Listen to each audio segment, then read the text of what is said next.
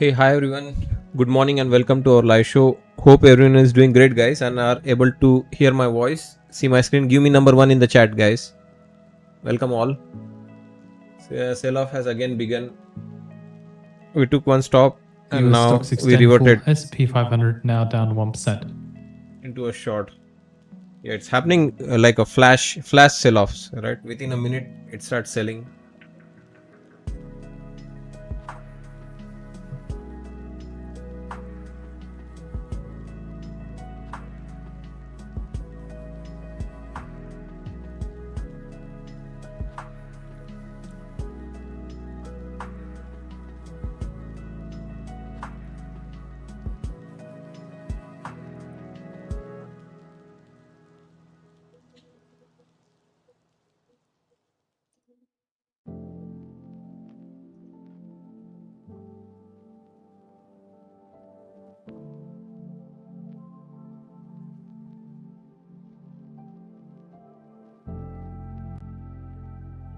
Stop filled.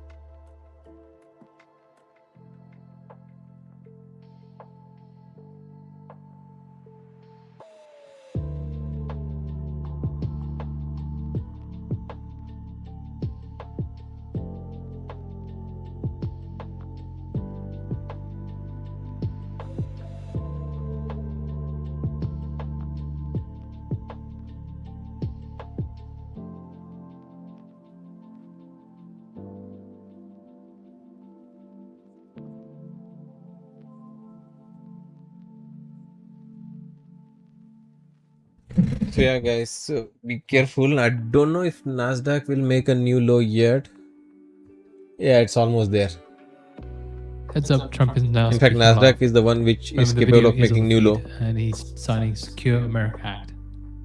Both equal momentum. Nasdaq, yes.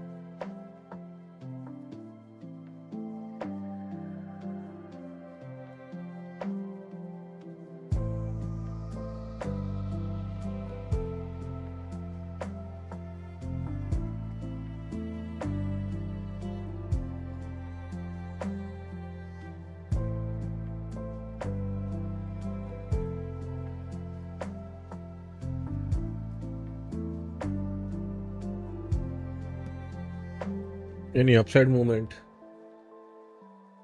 I doubt.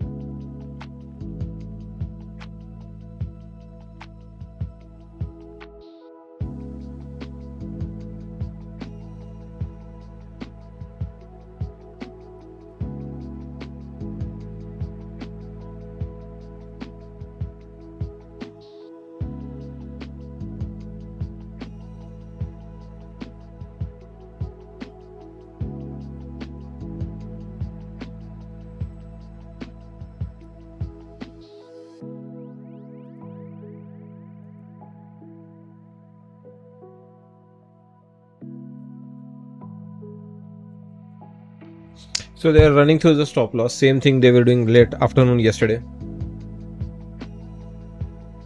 If they make a big movement, people try to get the follow through. They squeeze them.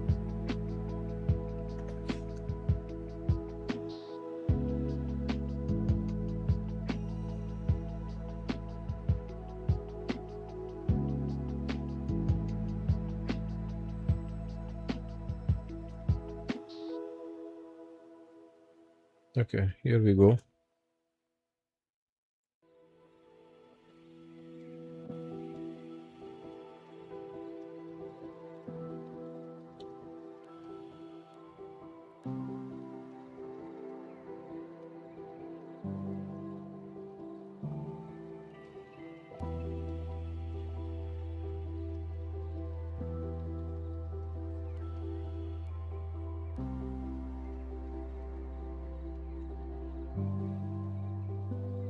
Member of Iran National Security Commission says the Strait of Hormuz plan is ready.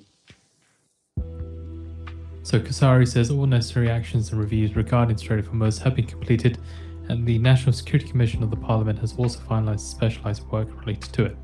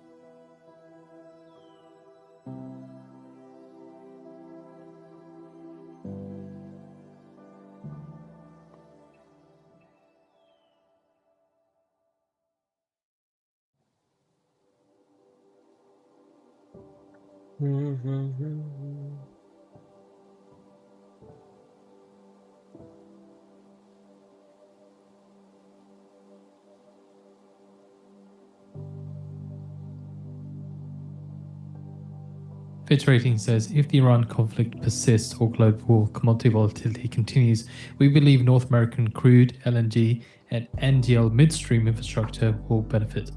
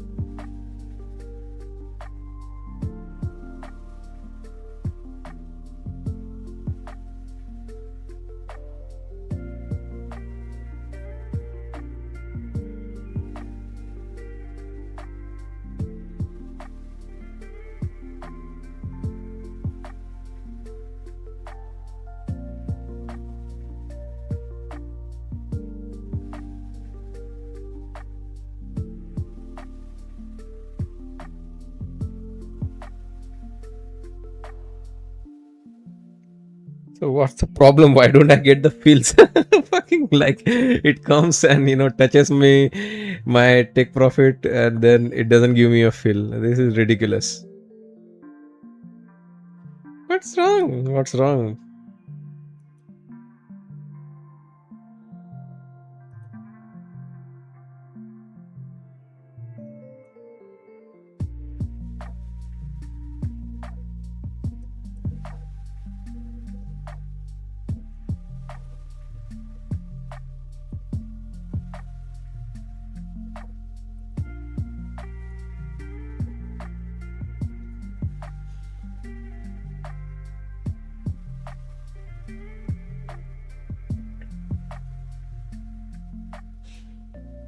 Bottom of the hour.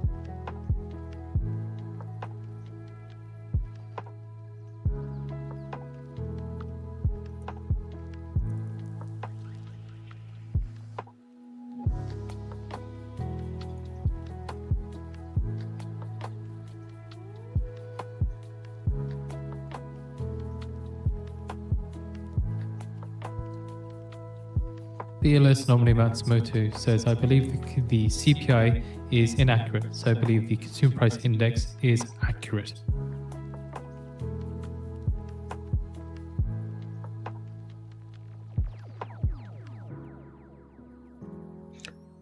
Pawan, you still have that put you purchased yesterday, end of the day? Was it a SPY or QQQ put?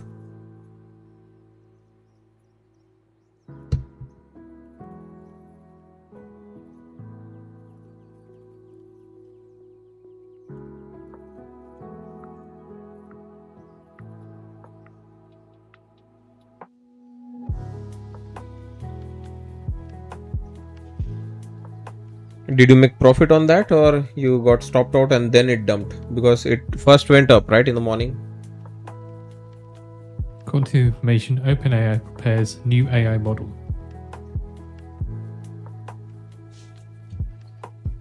Defense Secretary Hegseth, now speaking, says Iran would be unwise to challenge the US further.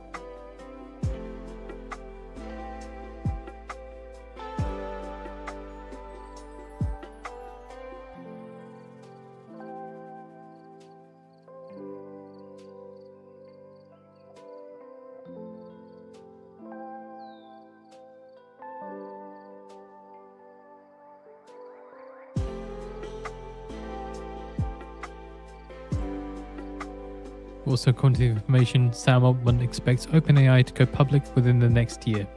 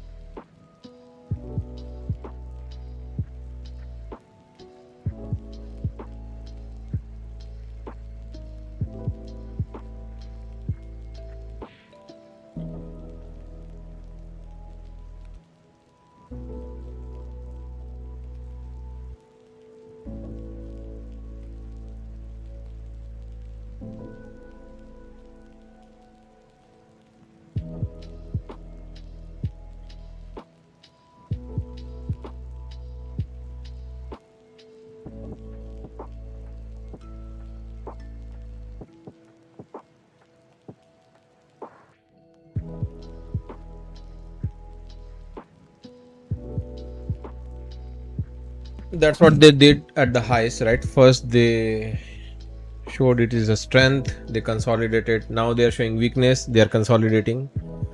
All they are interested in the stop losses. They know in this kind of structure people will participate in the short, it's a bear flag, and then simply they will squeeze them into the VWAP. I have that feeling as well. So why not exit this trade? Yeah, too late now, already out of money.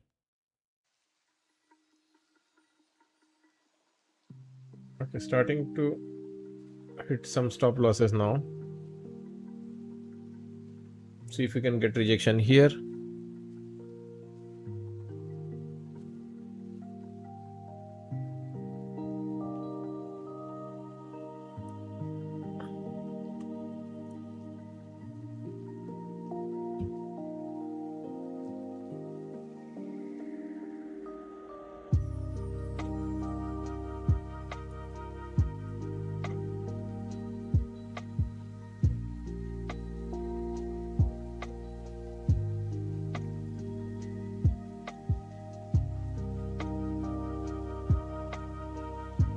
Pawan, no, not yet. If we are about 28,900, then it gets bullish. Below 28,900 area, we still come down.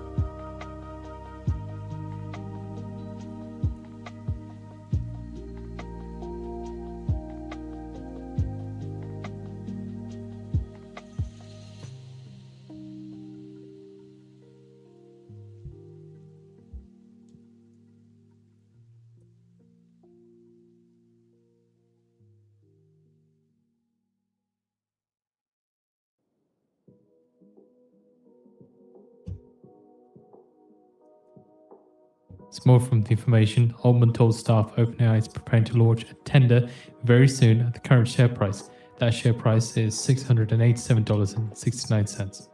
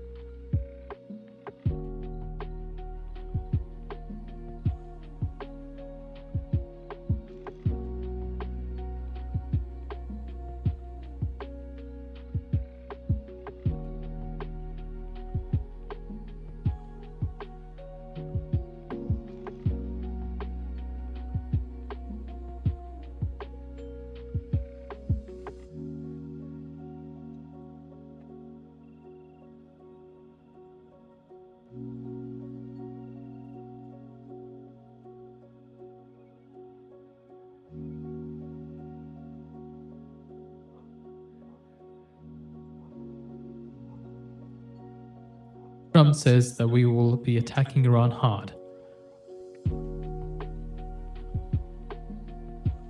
Trump also says we have the right to resume attacks on Iran. So just keep an eye on the Dixie, just tiny movement towards the upside as Trump begins speaking about Iran. Again, says we will be attacking Iran hard. And Trump deciding the downed helicopter has a right to attack Iran. So further movement towards the upside on the Dixie, but the downside movement on the S&P 500, just a little bit more there. Oil starting to climb as well, as Trump repeats what he said before yesterday, that they'll be attacking Iran hard. Well, yesterday he says that we must respond to the downed Apache, and now just today saying that they'll be attacking Iran hard. Trump and Iran says they should sign the deal. Oil hitting intraday high, WTI trading near $91 a barrel. Trump says Iran should sign the deal. It's a good deal.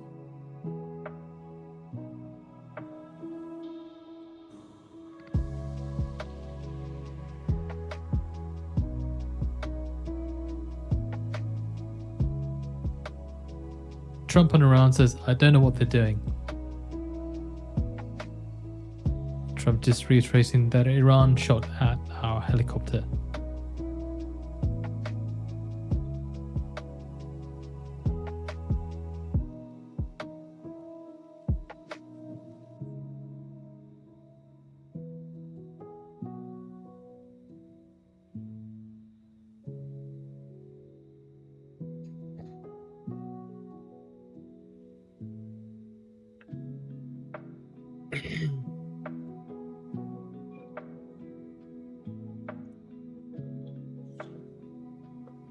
Thank you, Trump. Trump on Iran says we want a deal that's meaningful and works.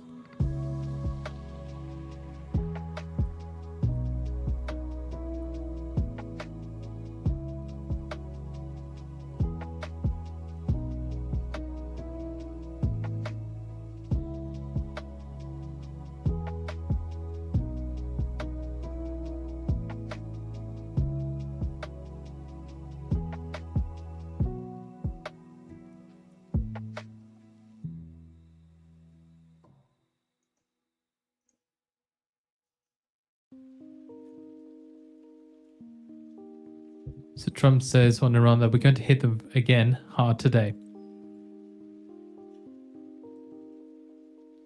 So again, Trump says we hit Iran hard yesterday and we'll hit them again today. They keep tapping us along.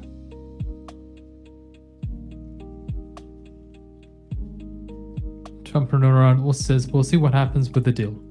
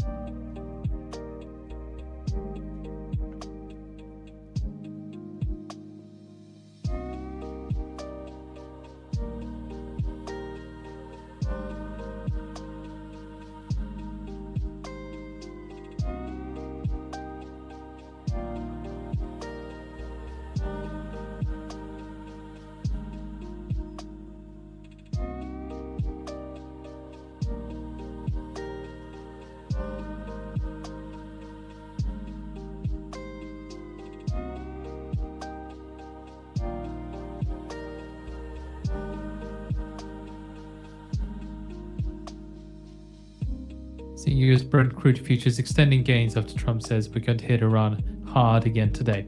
Brent last up about 2.7% and WTI up about 3.5% now. Treasury yields rise as Trump says US is to resume attacks on Iran.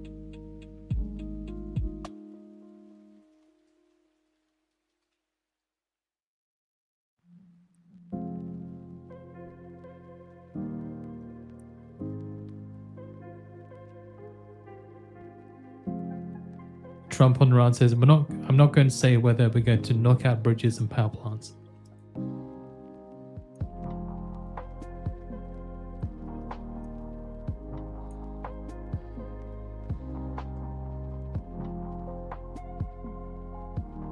seen the Nasdaq 100 extending decline to session low of 1.6% after Trump remarks.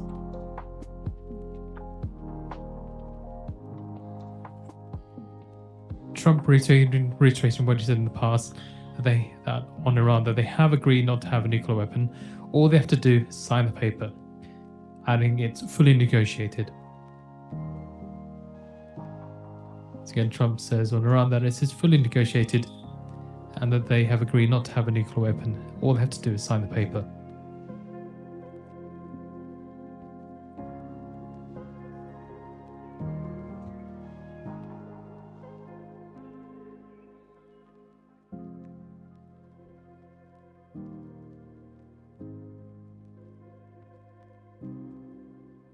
Trump says we're having a meeting with AI industry.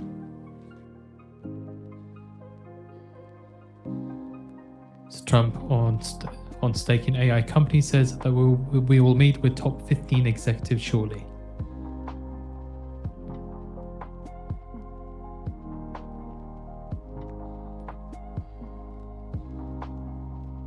Also, Trump says we're talking with AI heads about giving back to the public. Stop filled.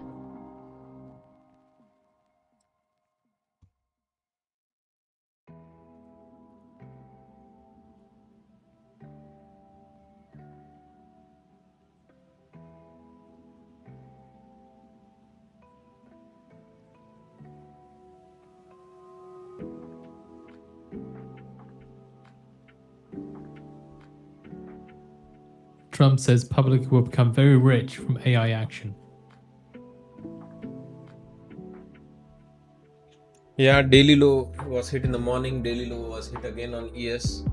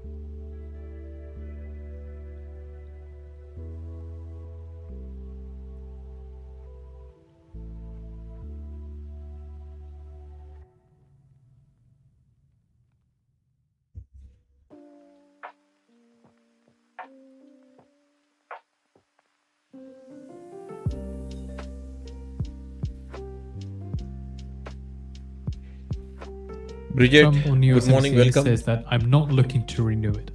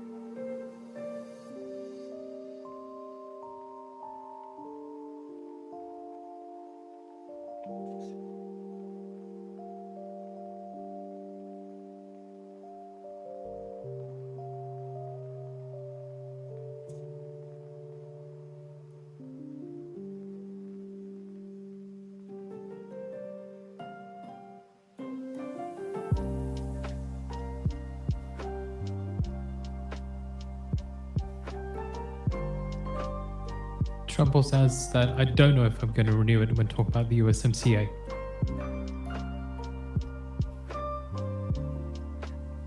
Trump says the US doesn't need anything Mexico or Canada have.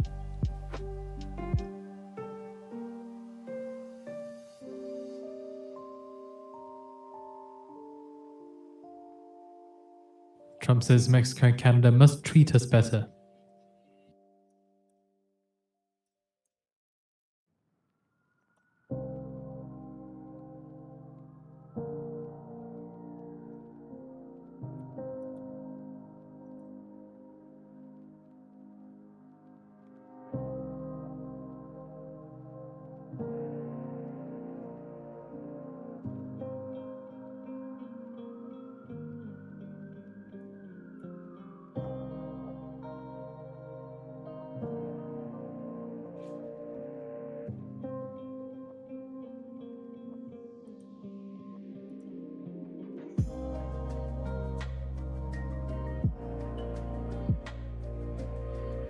Trump on USMCA says, we're talking to them, we'll see.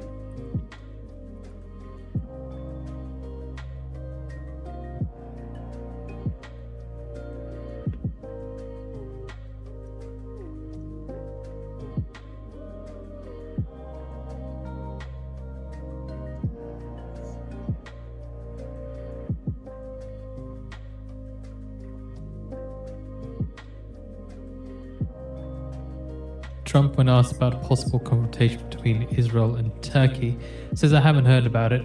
If so, I'll call Erdogan and make sure everything is okay. And such a thing will not happen while I'm president.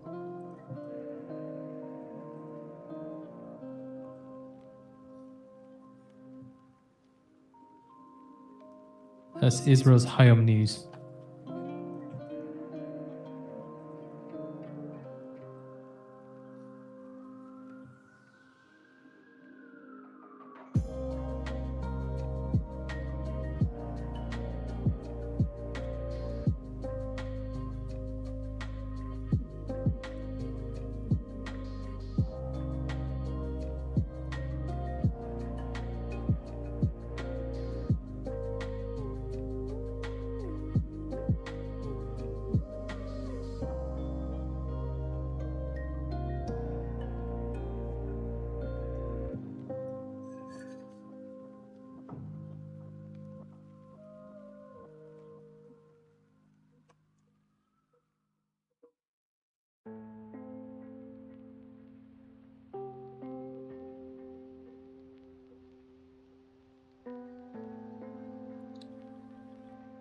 So Trump reiterating that Fannie and Freddie could be worth $1 trillion.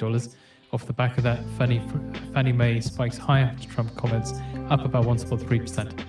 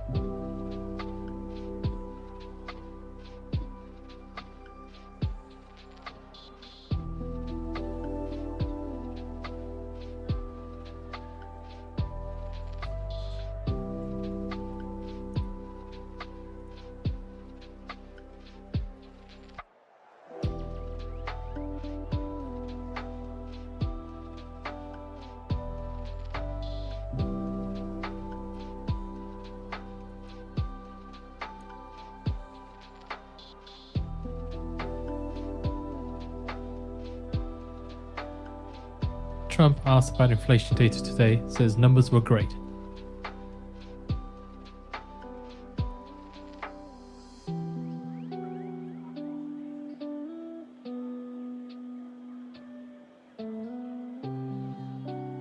Trump says we took out 22 Iranian ships the other night.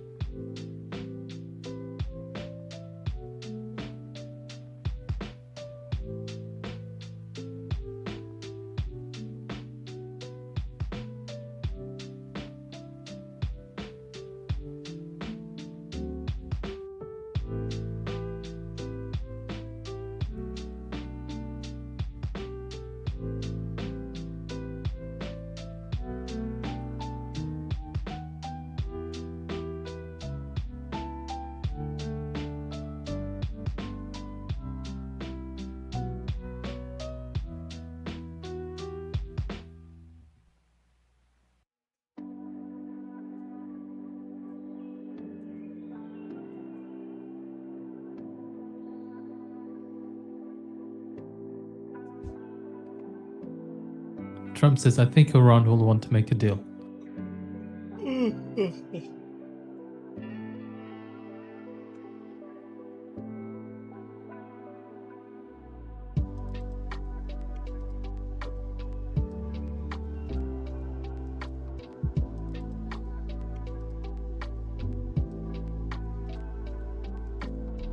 Trump says on Iran that we have been taking out millions of barrels of oil. He says that we've been taking out millions of barrels of oil nightly.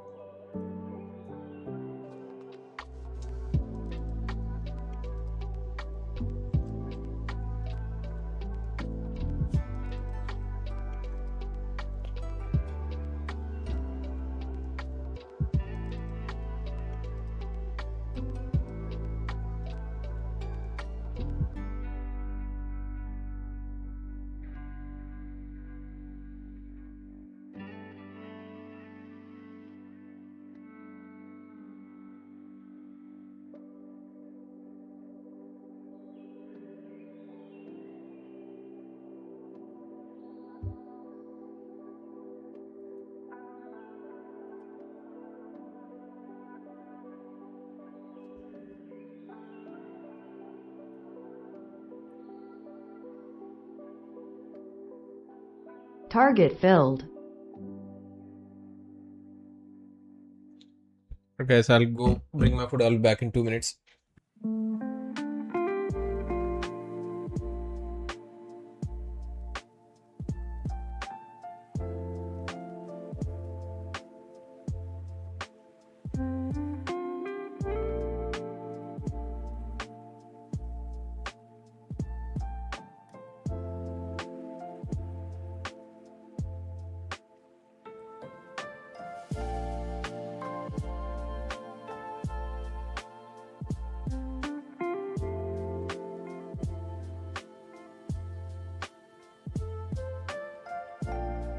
Sorry, I was on mute. So yeah, we have to be above VWAP to get any longs. Below VWAP, I don't think I'm taking any longs. Unless we hit some new session lows, then yes, we'll see if there is a reversal. But no, right now in this situation, not trading below VWAP longs.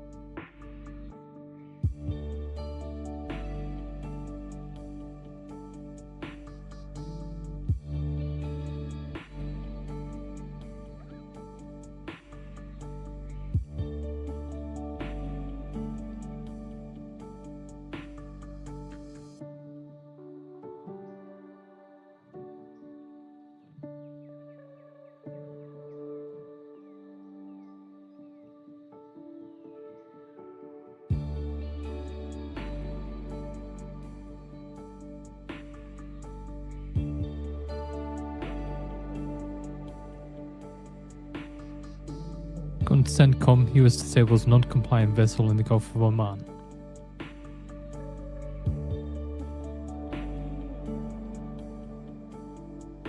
So the CENTCOM says that the US forces disabled an oil tank in the Gulf of Oman for the second consecutive day after another vessel violated the ongoing blockade by attempting to transport oil from Iran.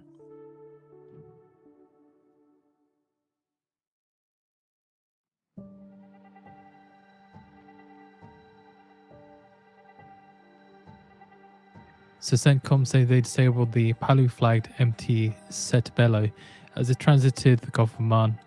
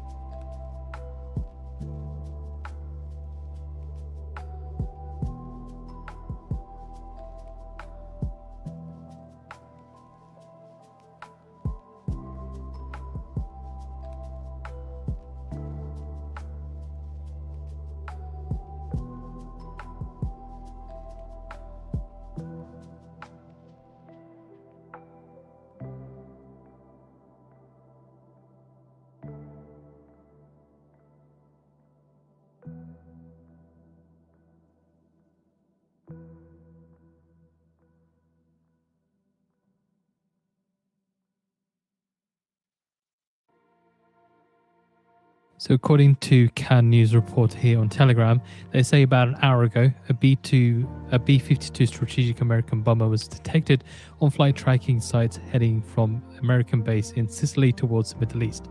The plane turned off its transmitter. The flight path is still unknown.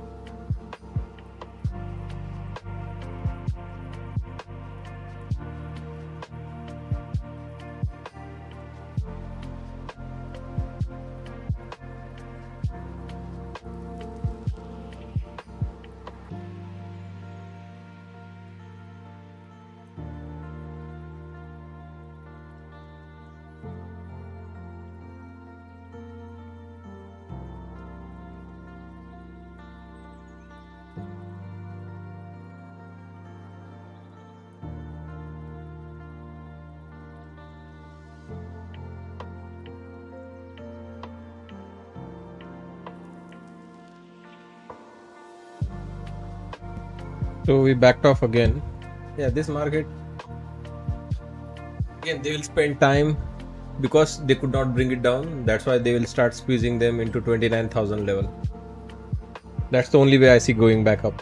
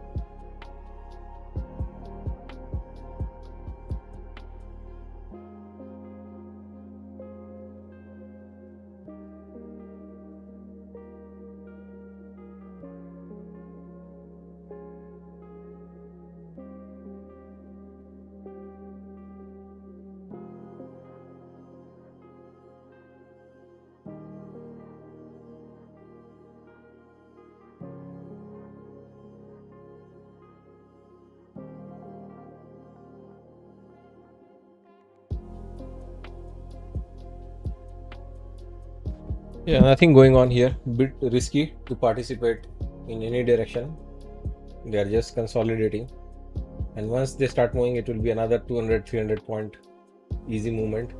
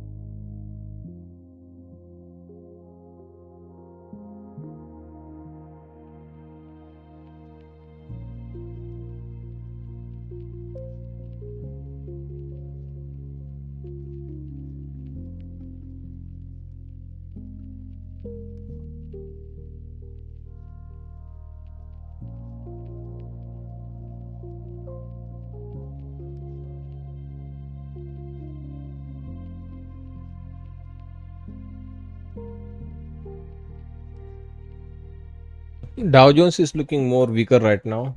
Dow is the one which could go into our weekly low.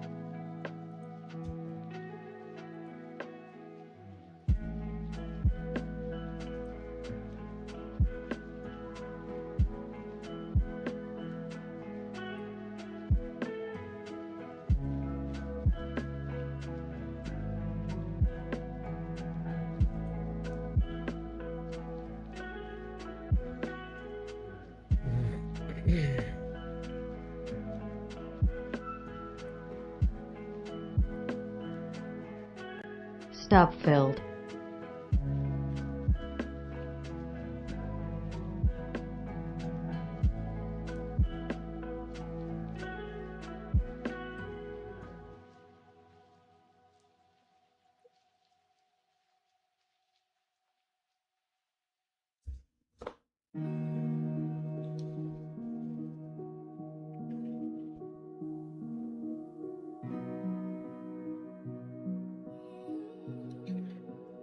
So let's see if it is a fake break or really wanting to go to VWAP.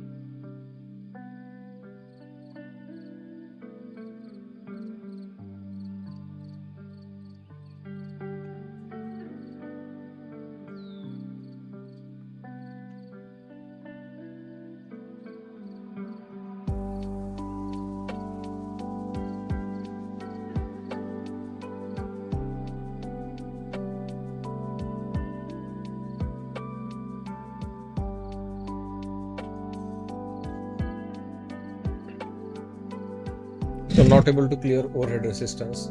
Still in the range, big range. Top end being at 860, roughly 870. Bottom end 700, 150 point range.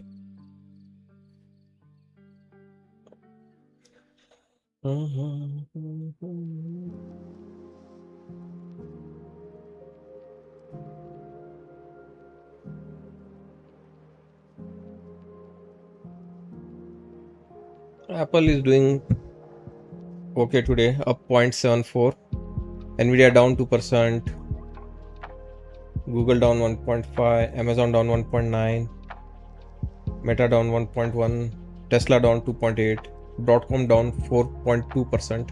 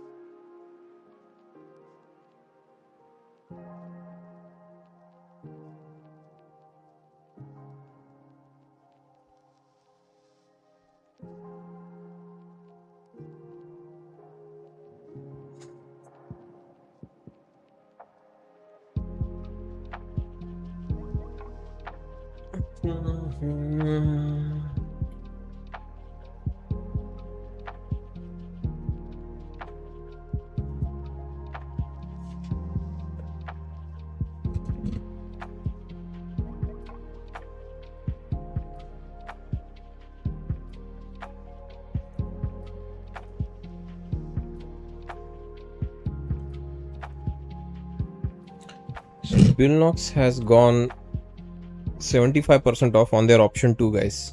Their option 1 is 89% off with code RDGD, and their option 2 is now 75% off. End of the day drawdown.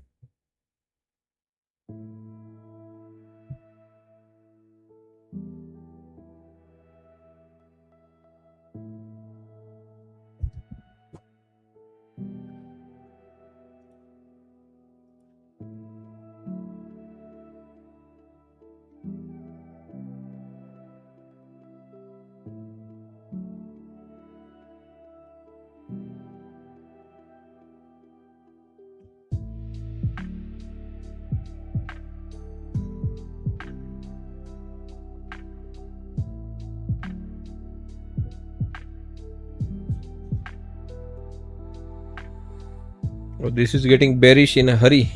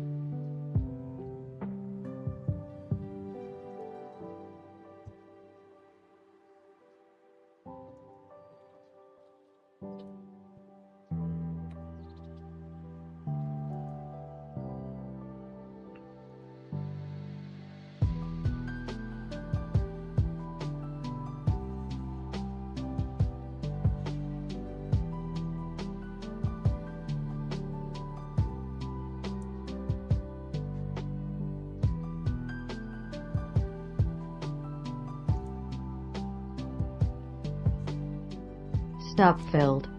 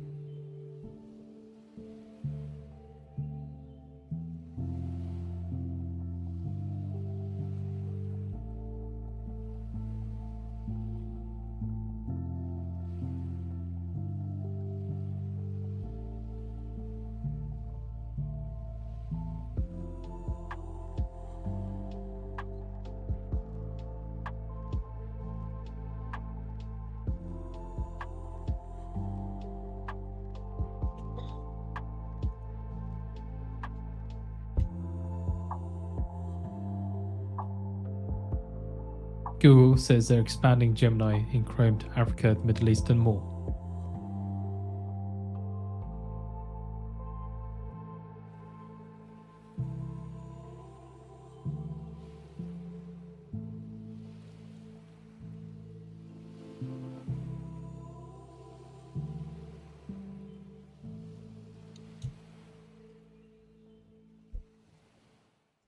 Yeah, I don't think I want to take any reversals here. There's a lot of room on the downside.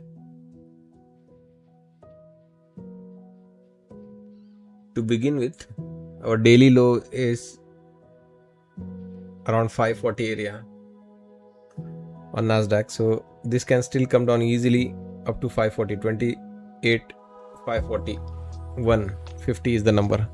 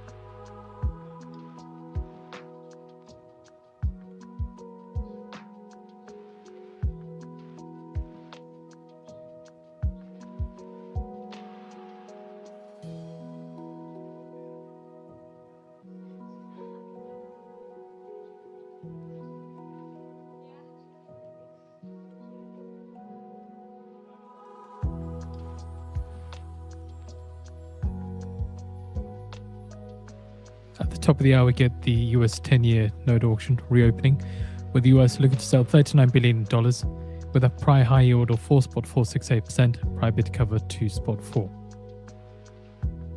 So it's like taking a look at then some analyst notes. JP Morgan strategist in the late Tuesday report says unattractive valuations and difficult macro environment suggest additional concessions will be needed for the auction to be digested smoothly. Latest CFTC position data shows speculators net short 183k ultra 10-year note futures and net short 830k 10-year note futures, potential sources of current demand for the auction.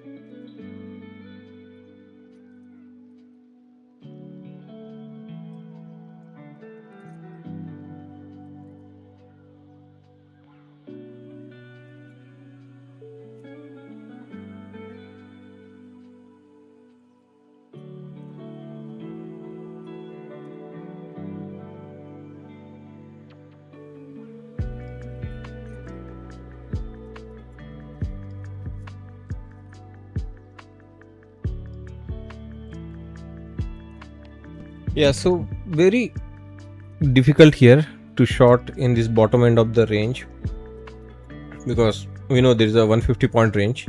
If we get again short here, it's going to bring us another 150 point up.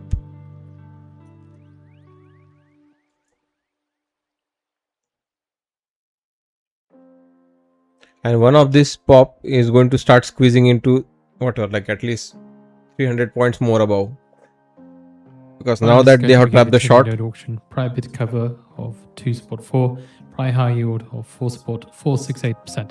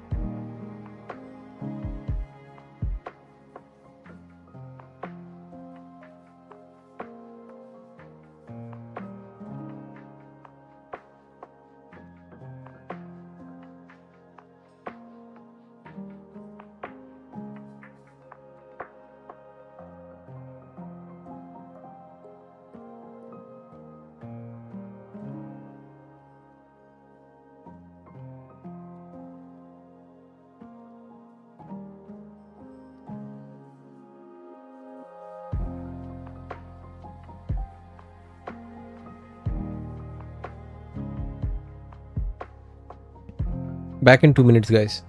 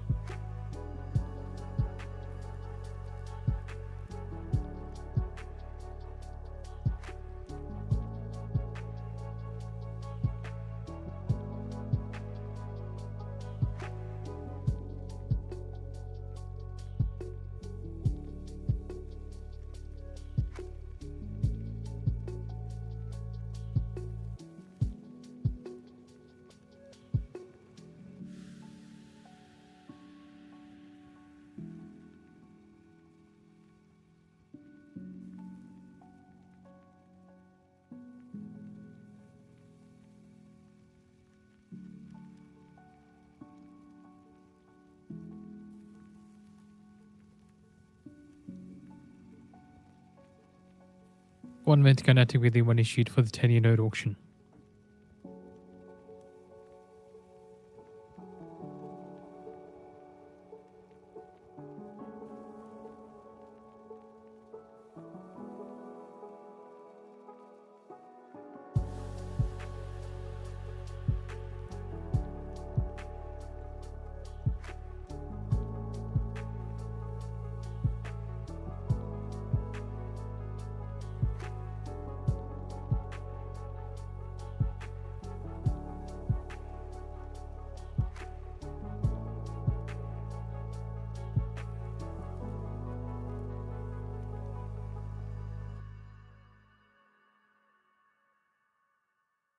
10 seconds.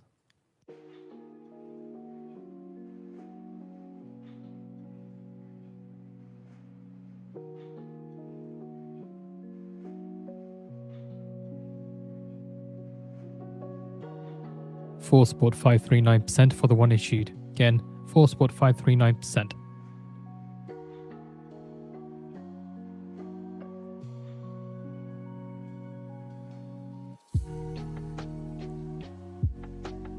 US Energy Secretary Wright, when asked about Trump's comments, says he's not aware of the US taking oil out of Iran.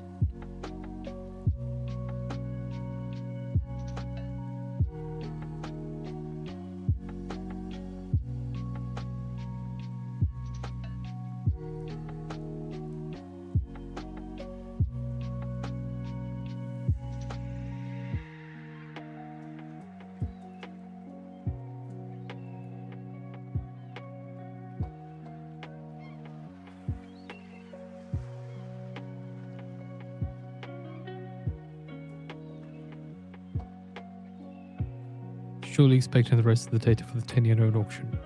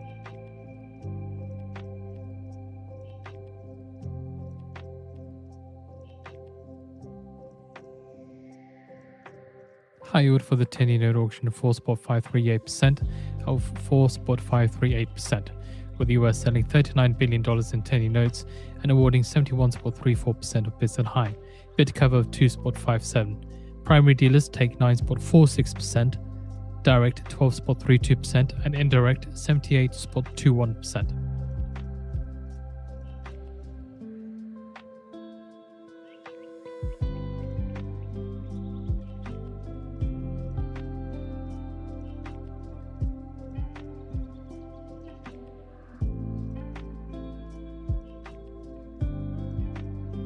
That's top 3.1 base points.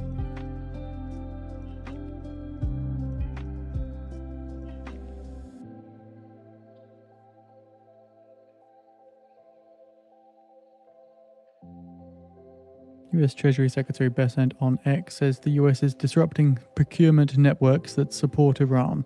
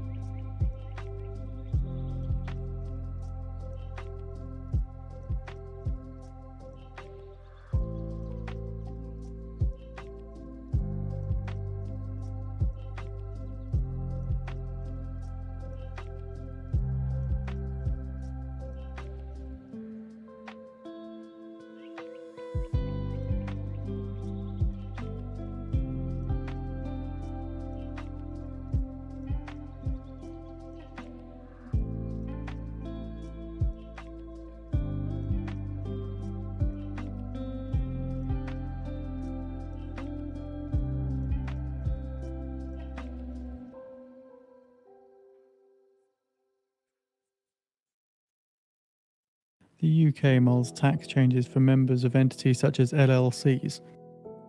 The UK seeks to ease high effective tax rate for some individuals.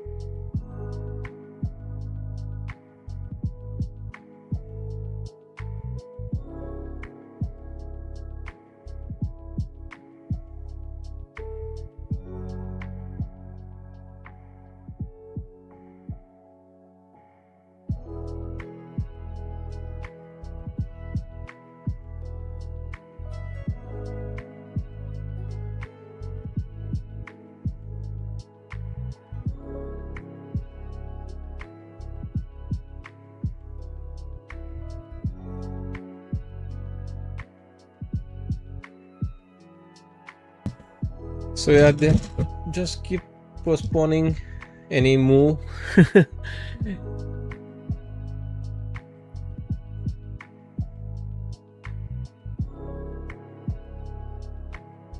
The problem is we have traded this range so many times already that it's a bit scary now to participate here.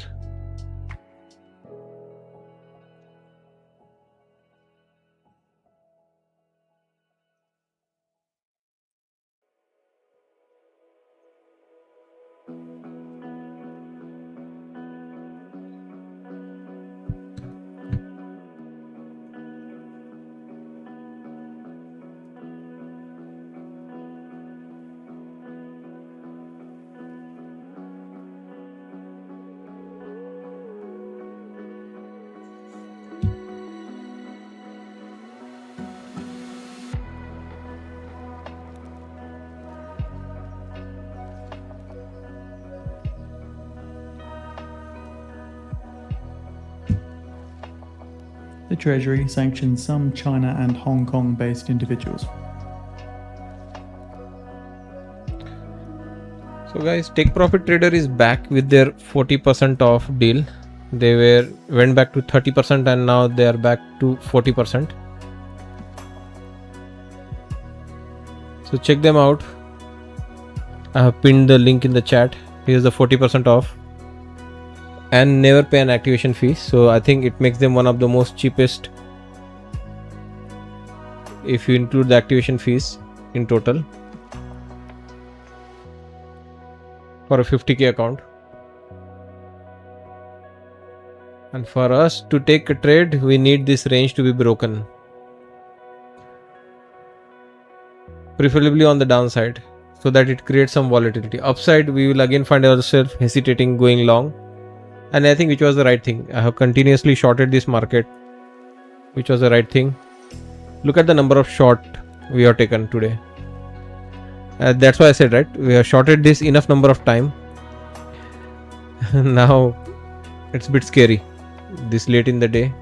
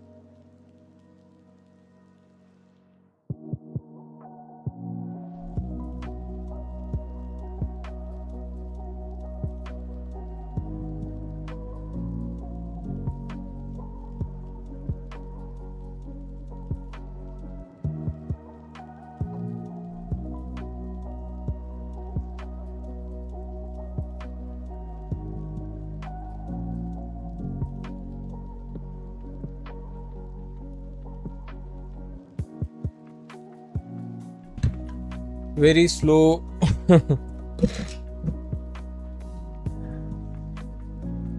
Going for it. Is Dow going for it? Yeah, Dow, I told you, right, is the candidate for our weekly low today, at least. Looking very bearish. That's where it is headed. ES could be right behind it, because after Dow, that weakness will come in ES. They also have similar sectors. ES also has tech and semiconductor, which are doing fine. And Nasdaq, as of now, is not a candidate for that sell-off. But Dow today is likely the candidate to continue to sell.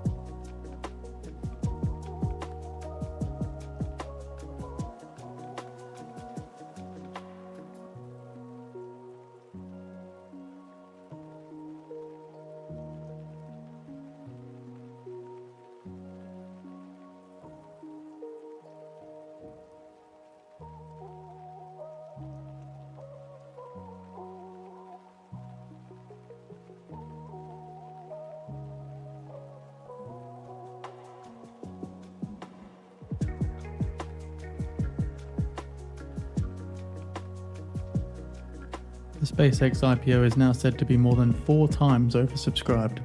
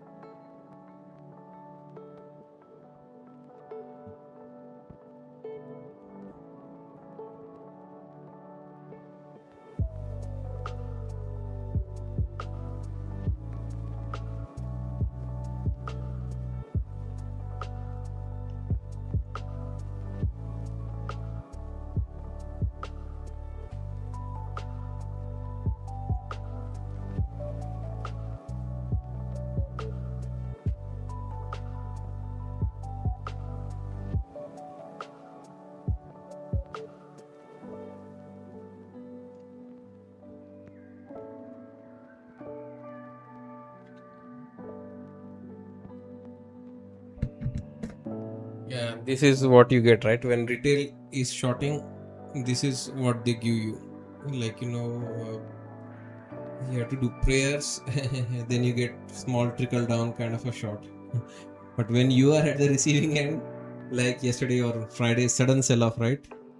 You are just seeing, like, oh, it's wait coming back, add one more. Oh, no, wait, it's coming back. No, it gives you an impression, but just keeps going down, down, down, down, down. Clearly, institution is not involved here. The volumes are light. That's one of the reason why it's taking so long. Nothing we can do about it. Shorts. Yeah, it's painful and has a risk. It's slow, small profits, but the risk is they start squeezing you back into 29,000 levels.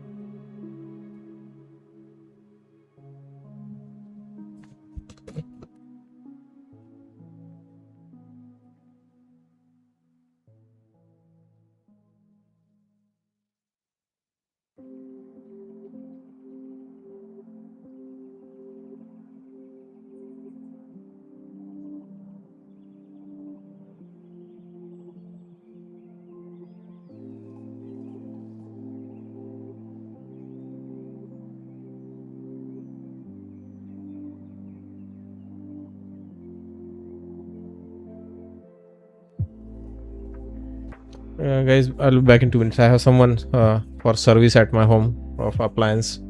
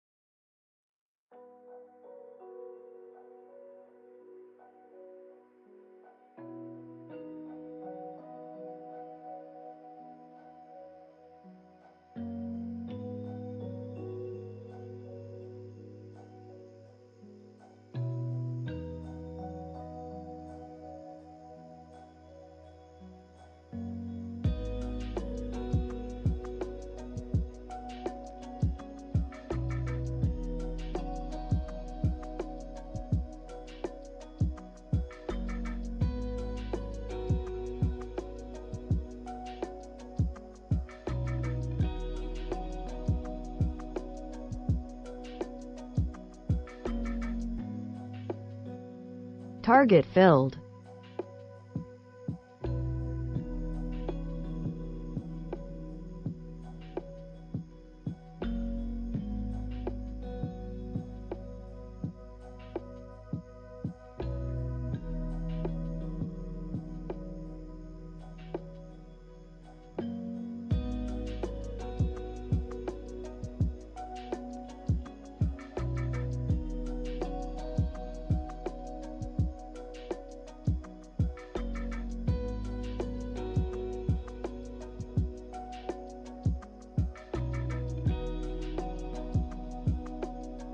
US Energy Secretary Wright says the US is to rejoin the International Energy Forum.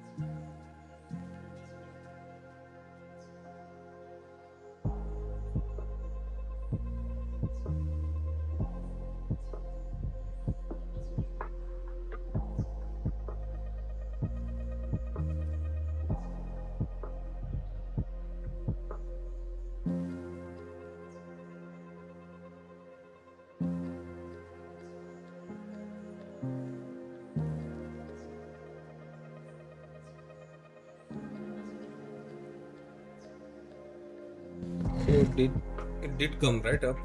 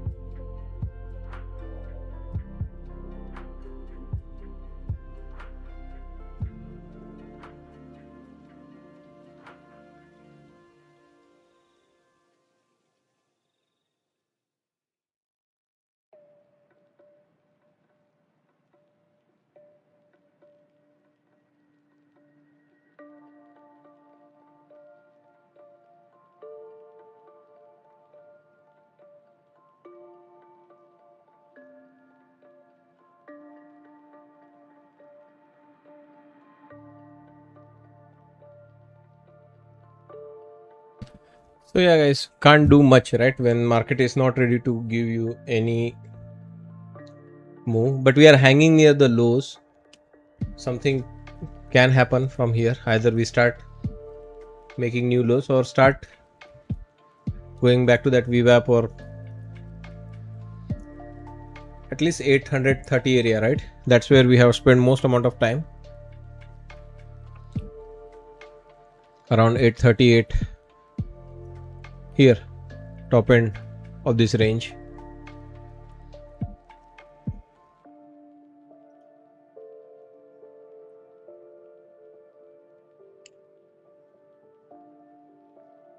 Yeah, from the looks of it, looks like there is more downside coming at some point. So here we are, as we speak, Dow is now making a new low. ES has just printed a new session low, I think. Nasdaq coming into the session lows.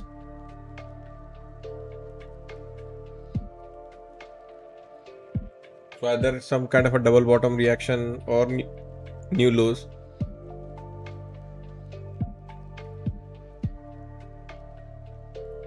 Yeah, at least into the daily lows.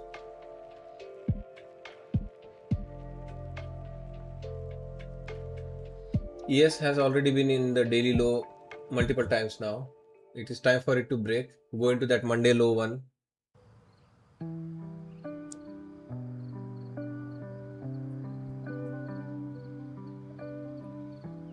Yeah, this is like very, like you can't make anything out of this kind of a short.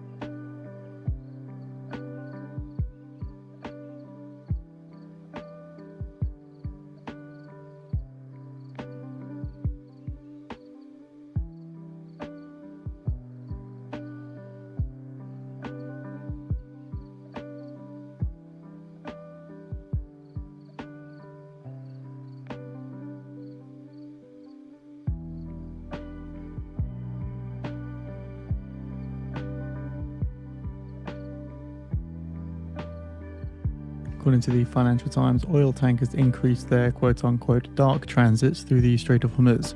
So a growing number of ships are escaping the Strait of Hormuz using a risky route close to Oman's coastline that shipping executives have warned could result in collisions.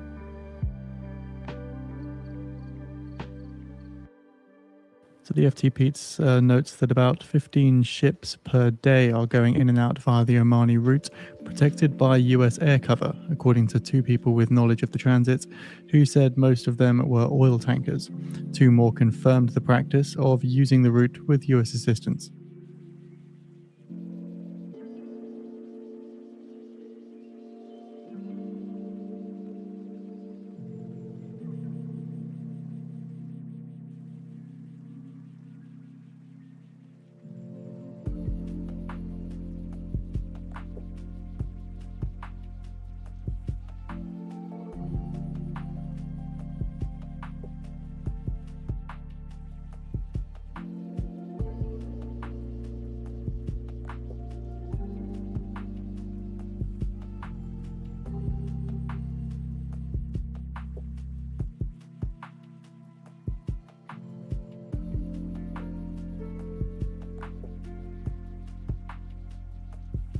And we've posted the FT article on the feed for those interested.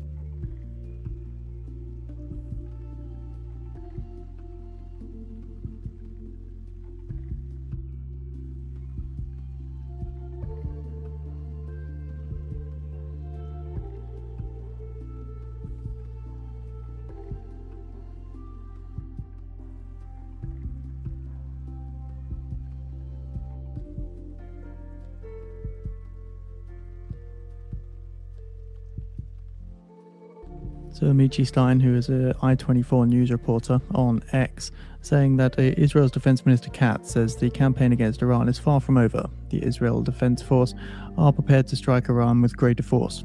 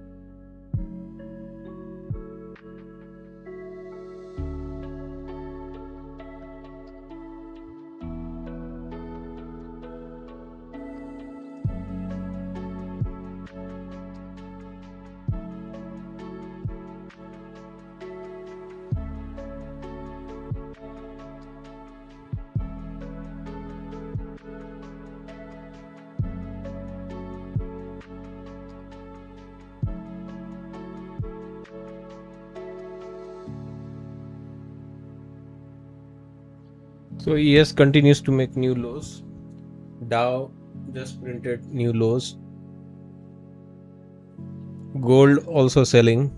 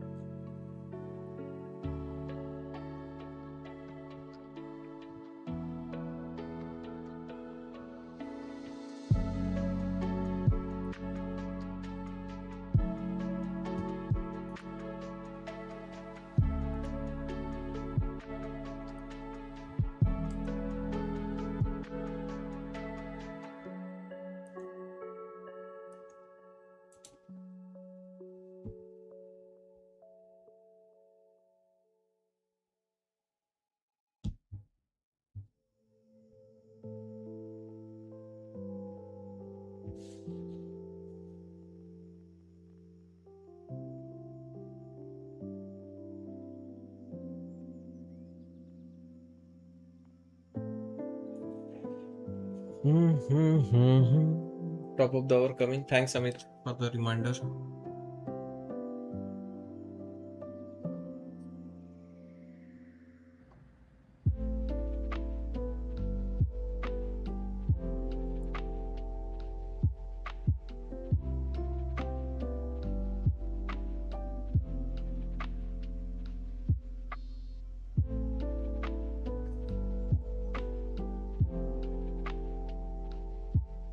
So, will the double bottom hold in Nasdaq?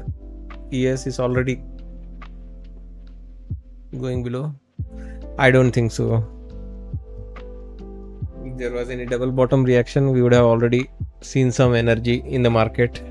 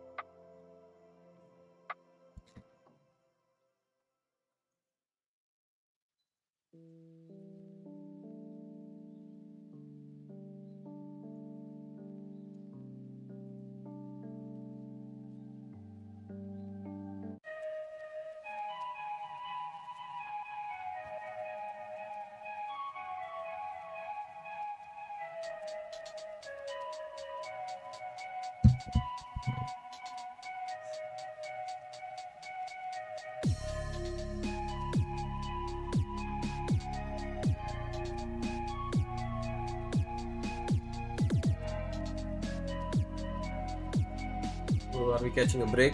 Let's see.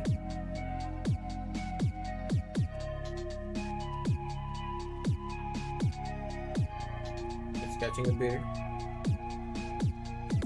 Okay, nice. Strong bid.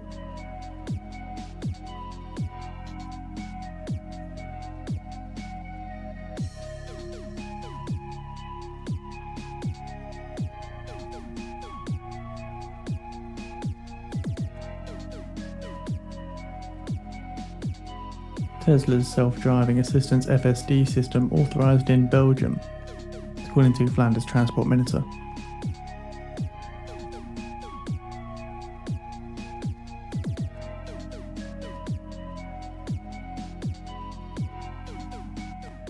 Stop filled.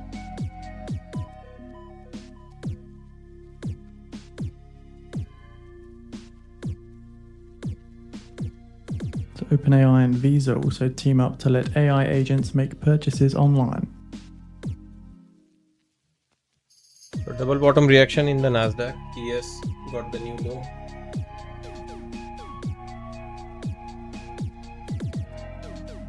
Let's see if it wants to roll over again.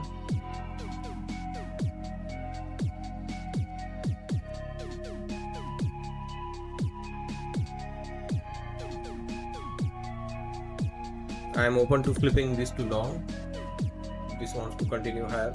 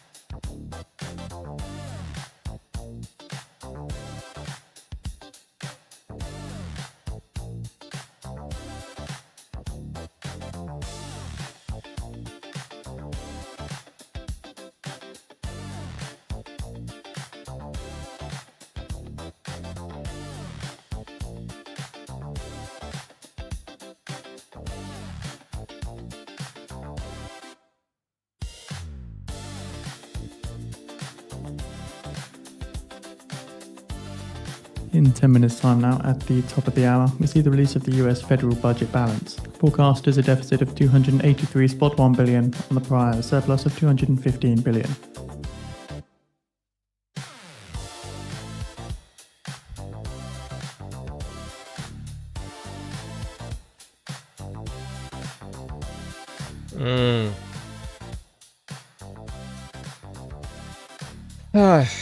Stop filled.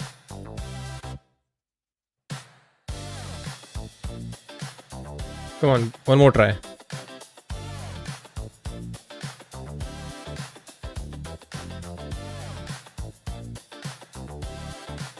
So Trump on Truth Social saying he directed US military to execute a secret mission to support oil tankers and other commercial ships through the Strait of Hormuz. Today he says he's pleased to announce that this effort has resulted in nearly 100 million barrels of oil making its way through the strait.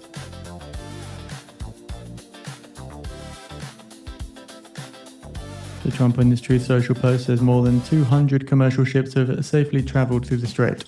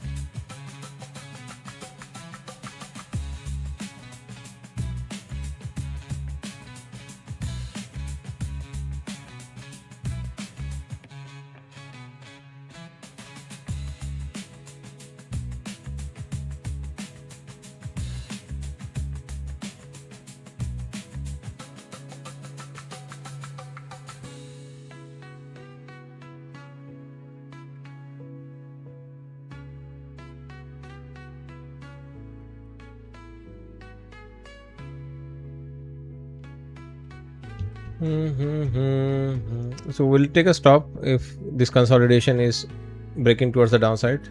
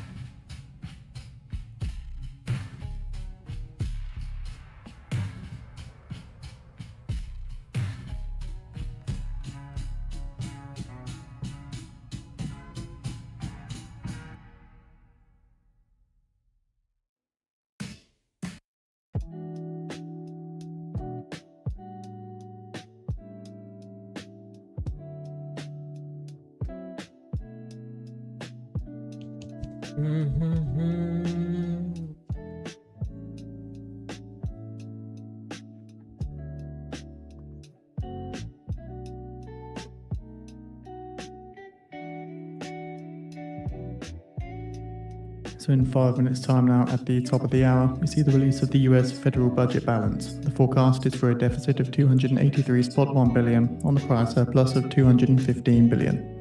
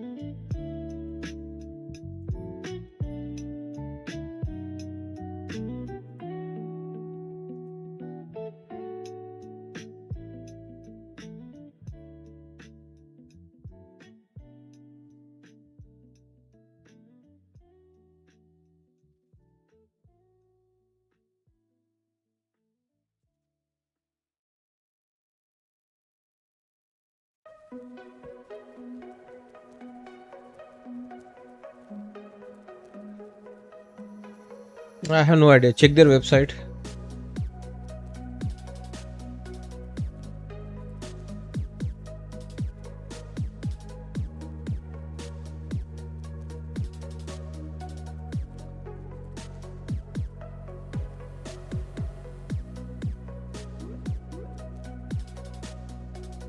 We'll have to keep it tight here because it's top of the hour. They could again go down for top of the hour.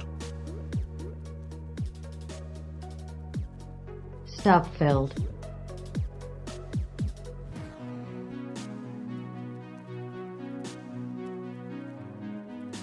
I'm still interested in this long, but let's see. Maybe with 1 micro I can get.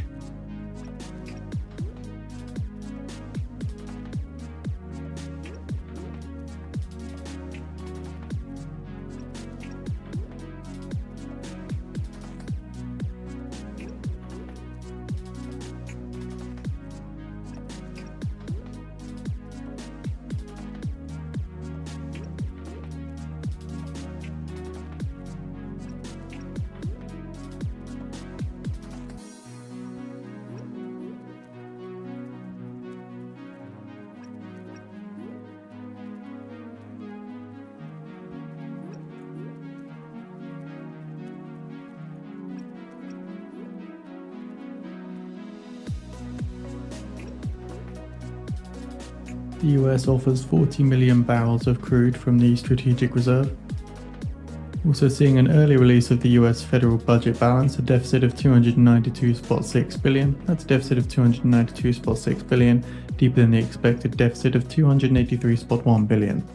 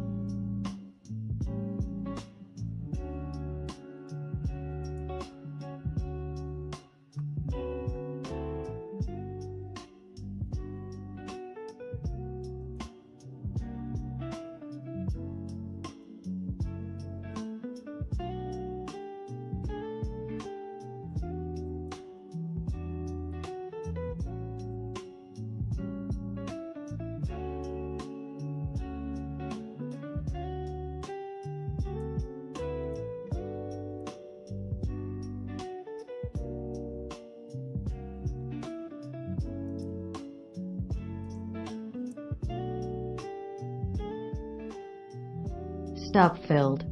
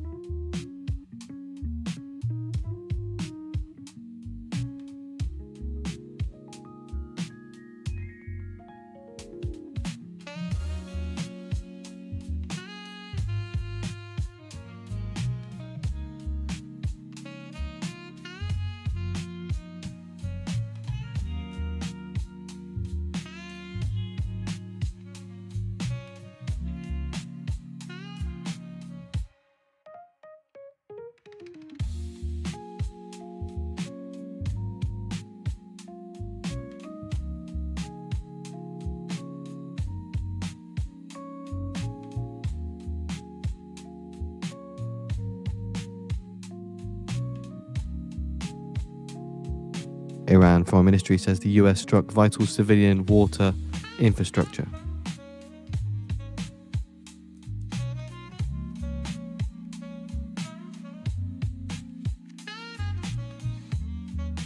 So again, that's according to the Iran Foreign Ministry spokesperson commenting in a post on X, saying that the US struck a vital civilian water infrastructure.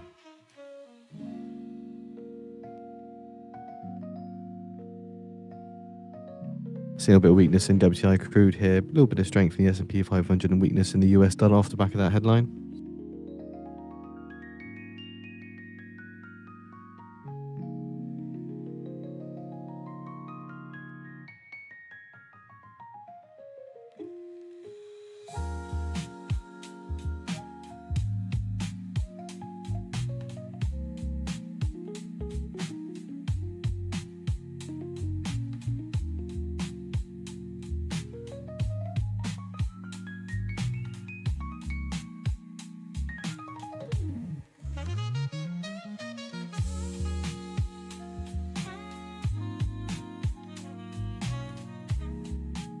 Stop filled.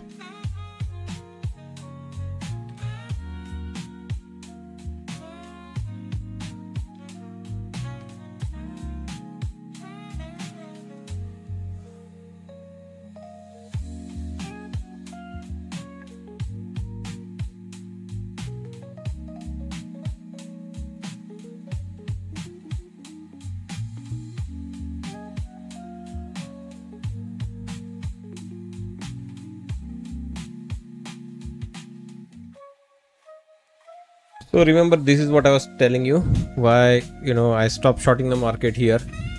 I told you, right, we had enough short into these lows. Shorting here is going to be risky because if they start popping, they will simply squeeze the short all the way into this. Gas inventory seen up 99 billion cubic feet last week in Thursday's EIA report. They are simply going to squeeze shorts at least in the top end of this range here. And if shorts again try to get in front of it, they might further squeeze them into VWAP and even 29,020 area. So knowing your numbers, knowing your levels really matters in the market, because you cannot start analyzing like based on candles, right? Like you need to have a plan. I had a plan. I want to short until what time, until what point. And if I see this kind of price action, then what I want to do. And if it reverses, then what I'm going to do. Am I capable of taking the breakouts? Am I capable of holding the trade longer on the short side, long side for a swing? All those things, preparation needs to be done well in advance, guys. Welcome to join us. I prepare my members with my levels. I have weekly expected range of movement, daily expected range of movement already marked. This trade you are seeing is because of one of our masters level, which is in play right now.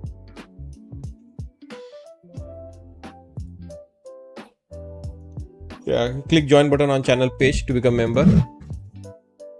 Watch this video. I'll share the link in the chat. It explains all the details of my membership. Yeah, click on that link which I just shared in the chat. It will open a pop-up. There's a video here you can watch.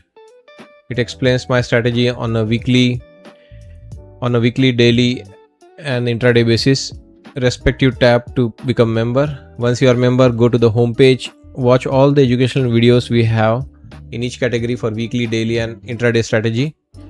It will bring you up to speed. And every evening under the post tab, I share my levels and charts. You will get it from here.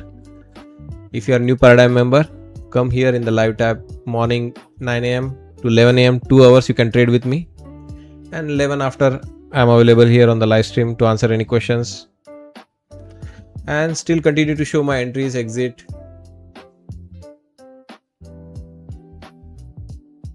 We do trade differently in the morning because mornings are fast. You cannot just start reacting to the candles in the morning. We prepare a plan how we want to trade. I explain the reasoning why I would like to, like here I explain you, right? I already had a plan what I want to do here.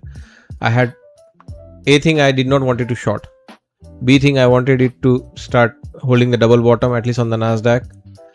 And my clear target was top end of this range. And you can see, right, once I achieved my target, I'm okay. I'm not eager for the longs anymore. If it breaks higher, yeah, maybe I'll participate in the smaller size. But here I was ready to prepare, or I was prepared to take more size also, 6, 7, 8, 10 micros. Yeah, beyond this, I don't think I trade 8 micros or 10 micros. Maybe a micro or two into the VWAP and above it if the breakout happens. All as per, you see that it's all as per our levels. So it was our important zone, masters, and that is the reason why we were interested in that area. We knew it is going to magnate the price, and throughout the day we have taken trade into that area or away from it, short.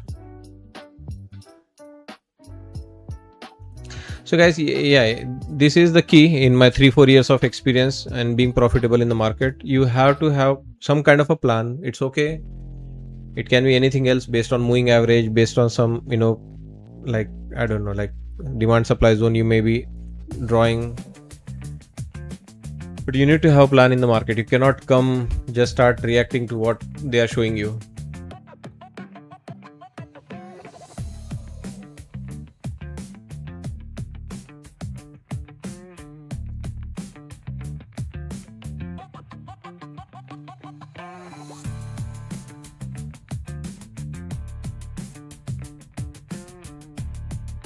You're seeing reaction from our masters, rejection there.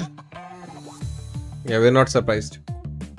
That's the reason why we wanted to be long only until that point appears.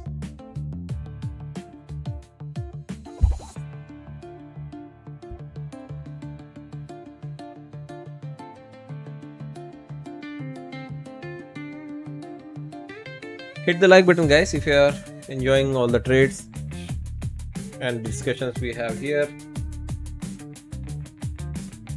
If you're not subscribe, just hit the subscribe button, hit the like, share. Everything helps my channel.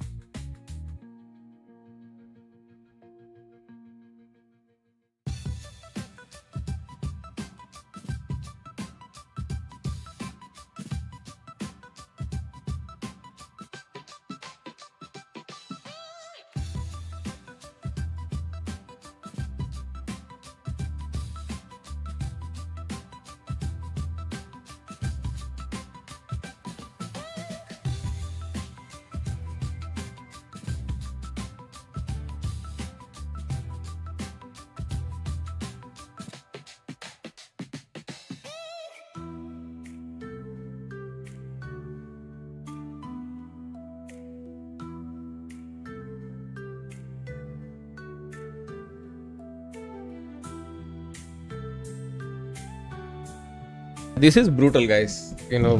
From nowhere, they keep the market up, and then brings this kind of a sell. You have to be very choosy how you want to trade, where you want to trade.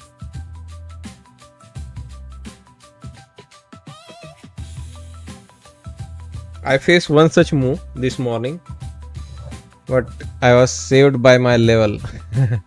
Came right into our masters and left on or lose the same amount of profit in the copy trading. Software slippage. Yeah, I trade in the batches. France, like this, were traded in one batch. These three accounts were in the one batch. So yeah, there was little bit of slippage, $2 here difference. So these three were in the one batch. These three were in another batch, 634, 633, 627. So there was a slippage here, $5 slippage, 627 versus 633. Here $1.5 slippage, 634 versus 633. So this is one set.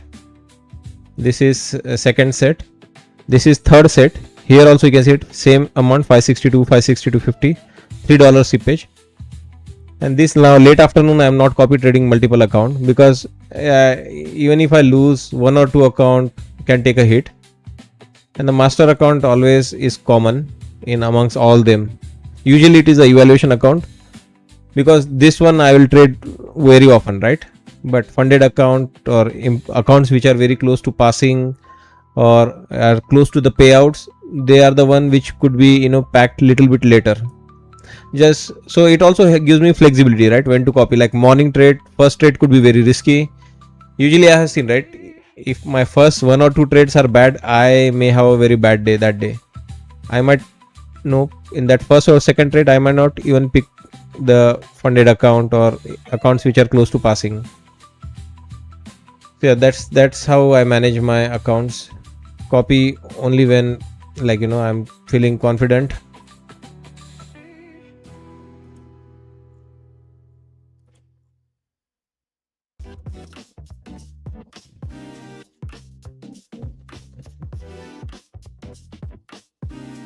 So usually leader account will have everything in it. It will have profits from this account, this account, this account, because that never changes.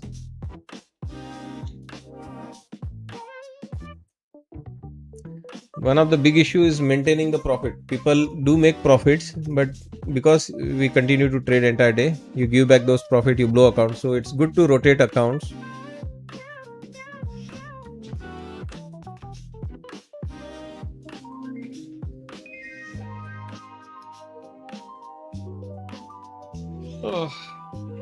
Excuse me. The head of the National Security Commission in Iran's parliament says this time the war won't be limited to the region.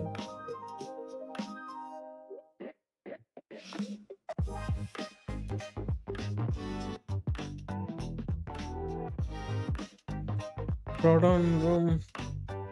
Yeah, best way to manage is trade smaller size until you are above buffer. Once you are above buffer, there is no trailing drawdown. You are above 5,000 or 2,500. You have full drawdown room. There is no trailing drawdown. So it's trailing drawdown is only there until you reach the buffer. So usually my account easily crosses buffer. Once in a while I do blow accounts. Yeah, it happens every 1 or 2 weeks. Once I have a bad day. Trade smaller. You have to trade 1 or 2 micros.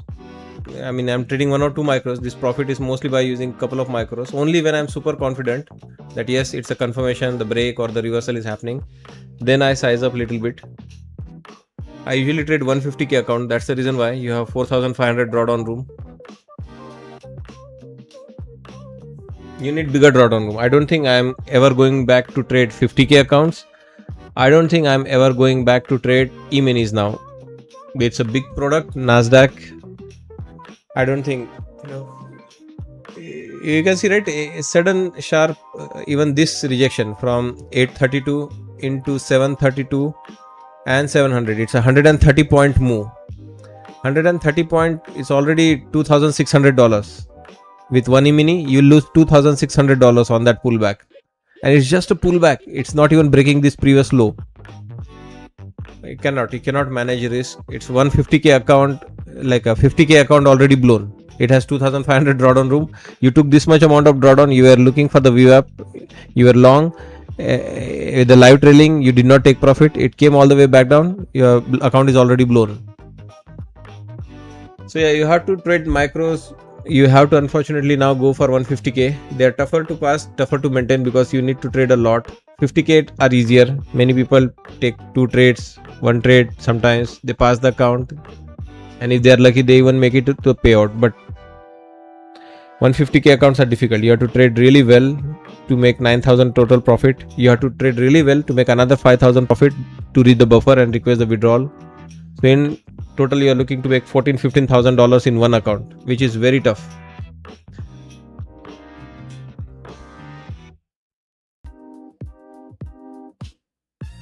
But unfortunately, there is no other option now. People will have to use 150k account. Feel free to disagree with me, but I have already many people mentioned to me in last couple of days because of this volatility. Their 50k accounts are taken out like in one trade, sometimes even with 2 micros. I think one of our traders mentioned he was trading just 2 micros and still managed to blow a 50k account. And the move were huge. 1600 point movement, 1700 point movement last Friday. So yeah, the game is changing. The game is now very tough, especially if it is sell off cycle. If it is big range cycle, smaller accounts are not going to survive. And volatility comes unannounced. It will come when nobody thinks, oh, today, like last Friday, it was brutal.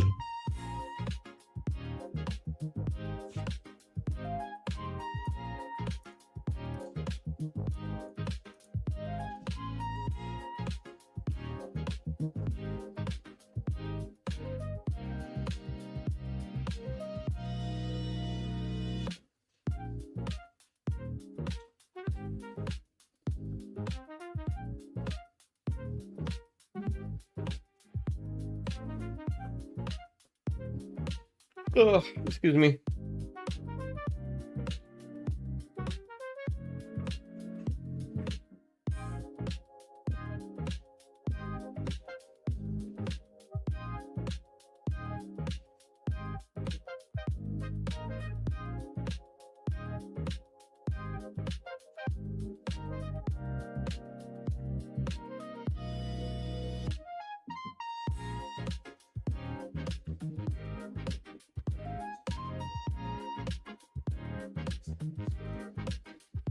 On to Access report about Barack Ravid, saying Rump grew increasingly frustrated with the wait that lasted nearly 2 weeks for an Iranian response to his latest proposal, a response that never came, according to 2 senior US officials.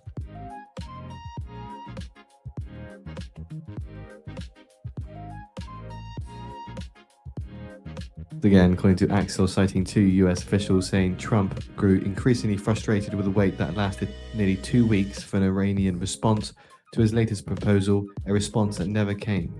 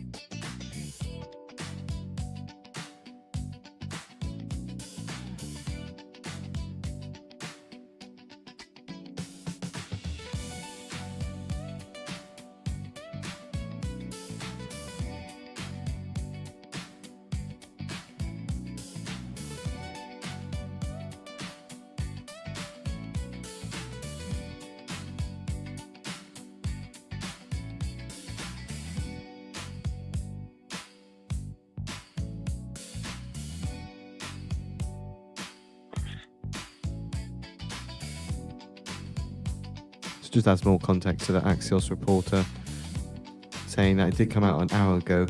That was the one that Trump grew increasingly frustrated with the wait that lasted nearly 2 weeks for an Iranian response to his latest proposal, a response that never came, according to 2 senior US officials. So again, that came out an hour ago.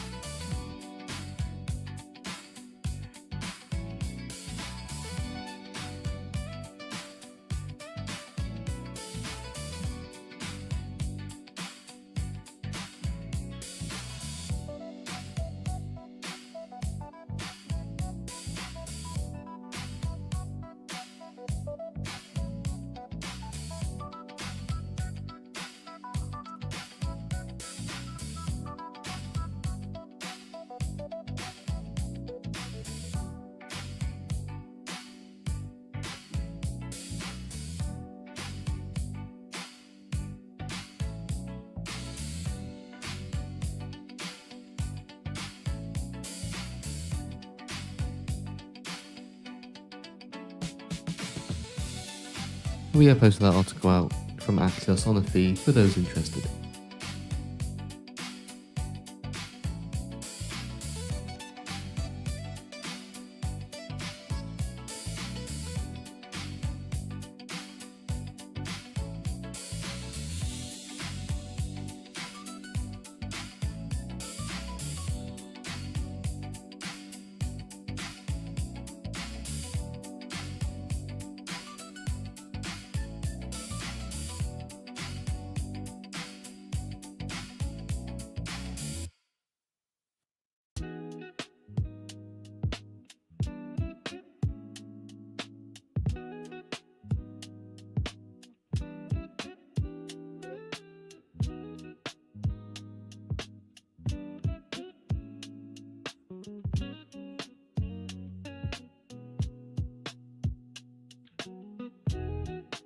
NYMEX WTI crude July futures settle at $90.03 a barrel, up $1.83 or 2.07%. NYMEX diesel July futures settle at around $3.61 a gallon. NYMEX gasoline July futures settle at around $3.10 a gallon, and NYMEX natural gas July futures settle at $3.18.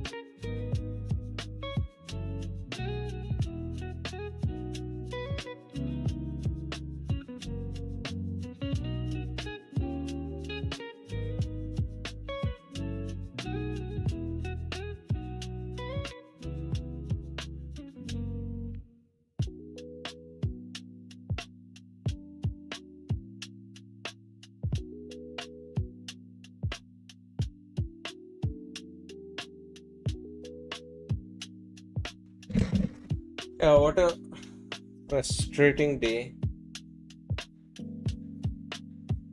Kept entire, I think since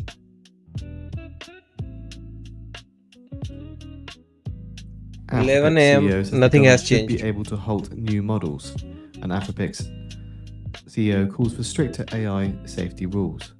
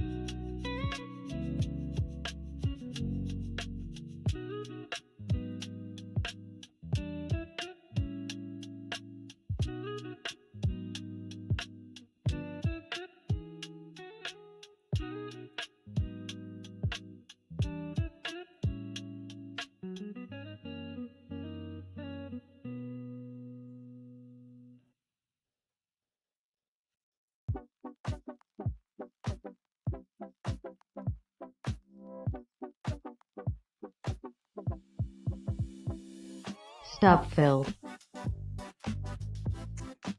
Very frustrating. How do you take any trade here?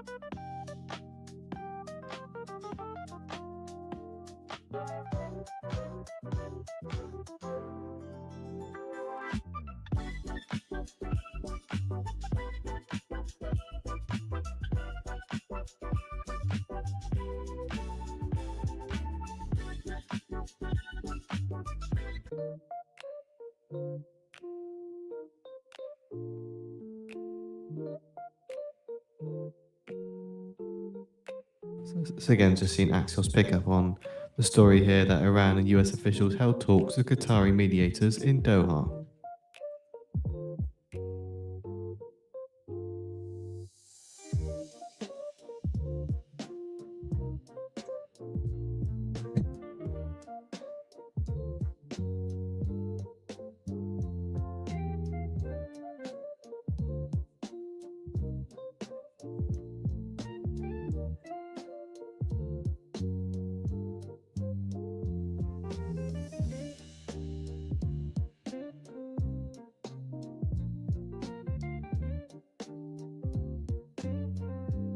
So again, we did hear earlier from ISNA reporting that Qatari delegation in Iran for talks on diplomacy with the US, and now seeing that, according to Axios, Iran and US officials held talks with Qatari mediators in Doha.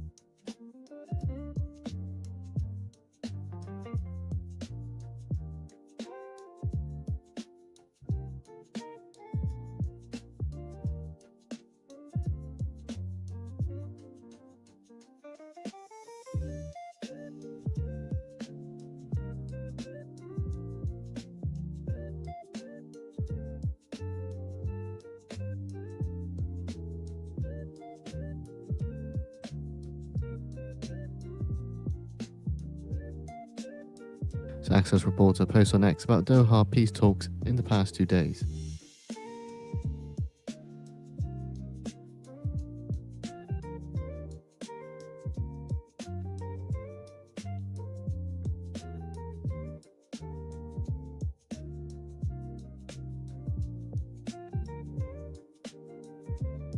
So again, according to Axios, Iranians refused trilateral meeting with the US and Qatar.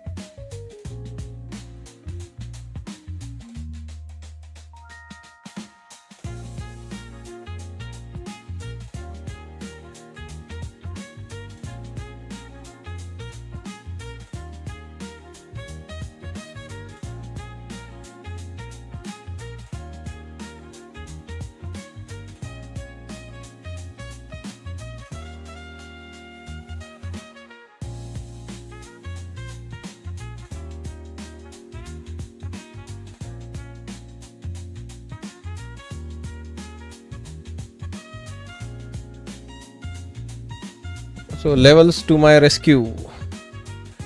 Same situation happened in the morning. This is just 3 micros. In the morning I think I had 10 micros or something. Same thing happened, like it's okay, it eats some stop losses, it becomes little bit nasty. But I have my levels, guys. New paradigm level, there you go. Again to the penny. If there's 2 levels side by side, at least it is worth that rotation back up here, right? Gets me that at least a break even or small green here.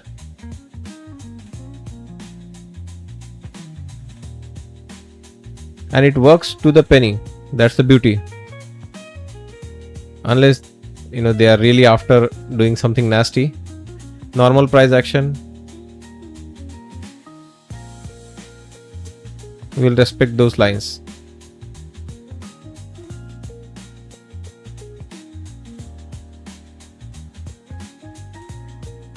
Yeah, this matters, guys. 1 or 2 losing trades could make big difference in the day's outcome. And when you have levels working to this accuracy, like this accuracy, look at this. This is our new paradigm level. Look at the short first of all, and look at this, right into that important level. At least worth this scalp. Just like here, at least it's going to give me this kind of a bounce before it is down and do whatever it wants after that. If it is range, it's going to rotate all the way back up. If it is going to sell off, there is a reason to sell off. We haven't hit our daily low yet. Daily low is just below this area. So you know what, I might be open to shorting this now into our daily low. Now that we are rejecting.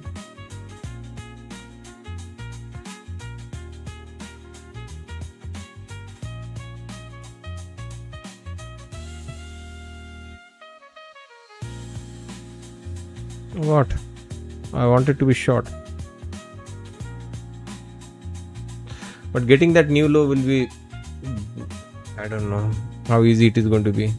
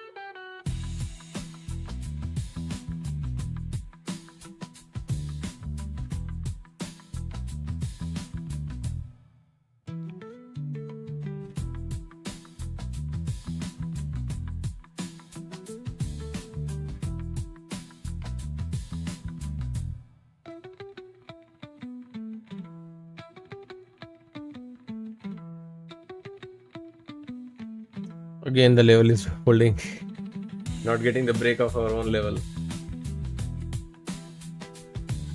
Again it held.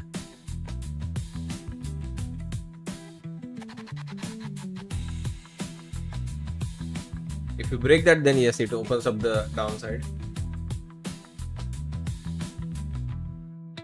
I thought after that first bounce we got, second time around it will break it, but it's bouncing second time as well.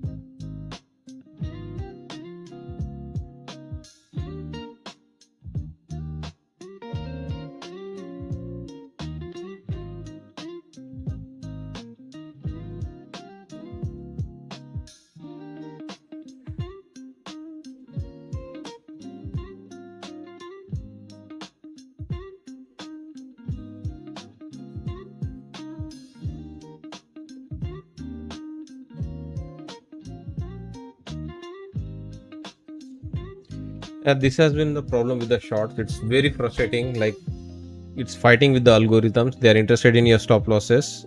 They will creep into the new lows slowly, but they won't give you that winner, big winner today. They want you to go long so that they can run through your stop losses and flush the market.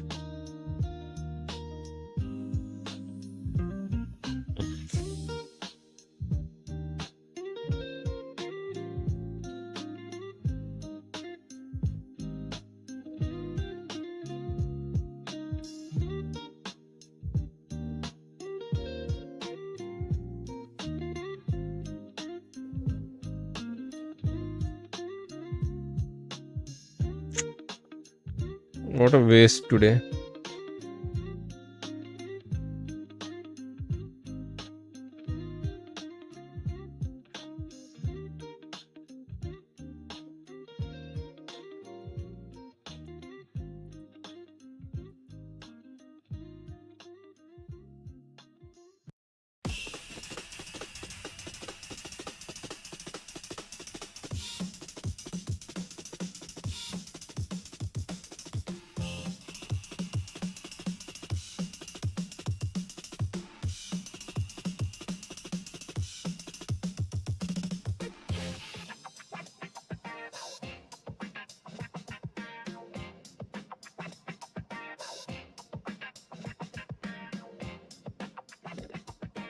It's risky to stay in the Stop short filled. because at any point they can simply rip up and then come back down.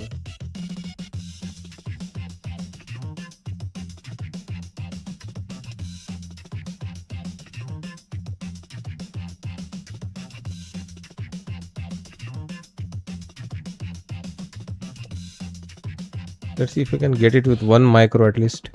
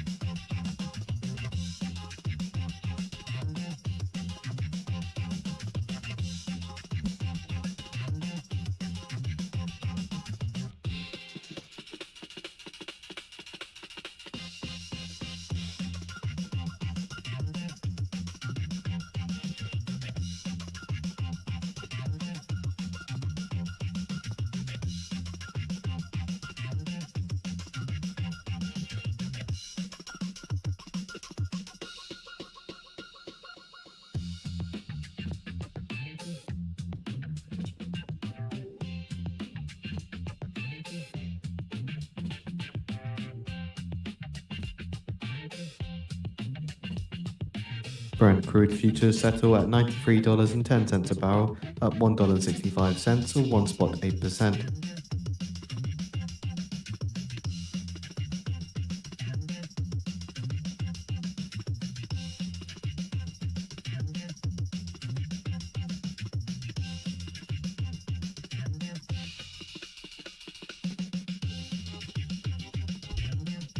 Finally.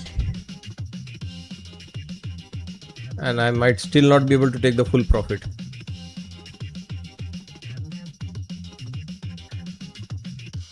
Told you guys, once you have knowledge why market is not going back up, where it is headed, what is the real price it should be at. So seeing slight weakness in the S&P 500, or seeing any headlines or catalysts right This now. is the daily priced in low, guys. This is what market has priced in to do today on the downside. Entire day spending here just to get into this area. Finally it is happening. Look at that. And it happened from the same level, right? One line we had to break. This area bounced twice here. We were stuck in a long. We got the break even. And once we break that level, you can see the flush.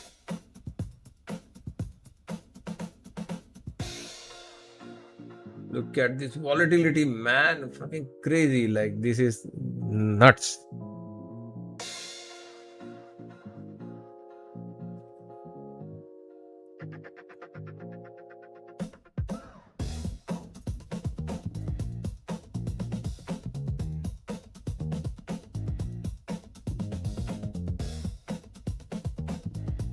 Our Wednesday low one is 541. 541 per one. But there is a level before that, yesterday's level, which is at 55525. But anyway, these fluctuations are brutal.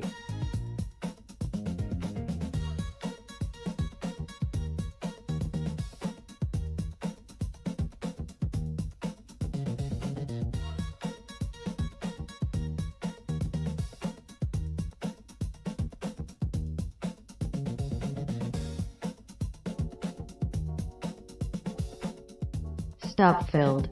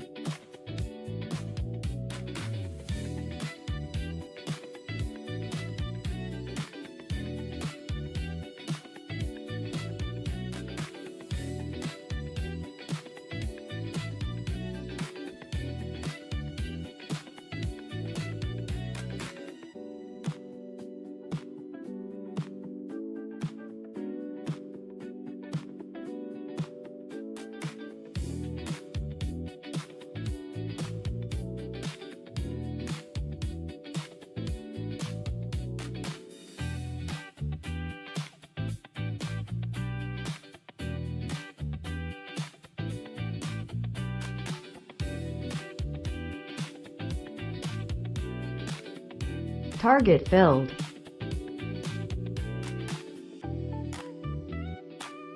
Trump expected to meet defense industry leaders this week, according to NBC.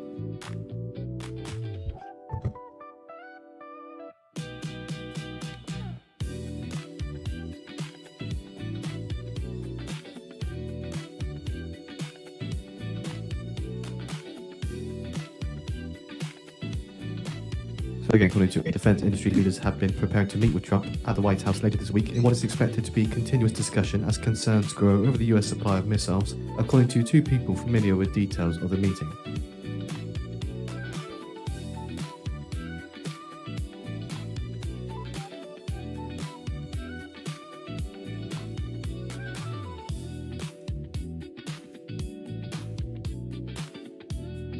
Three more minutes to go for top of the hour.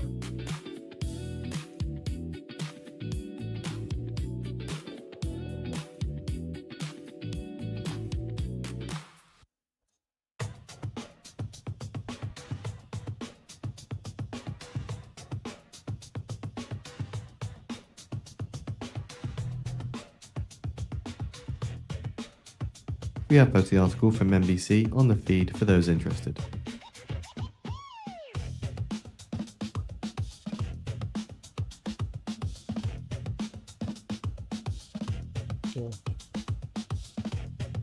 I got the short. I'm not interested in taking the reversal here because I don't know, it can bounce, but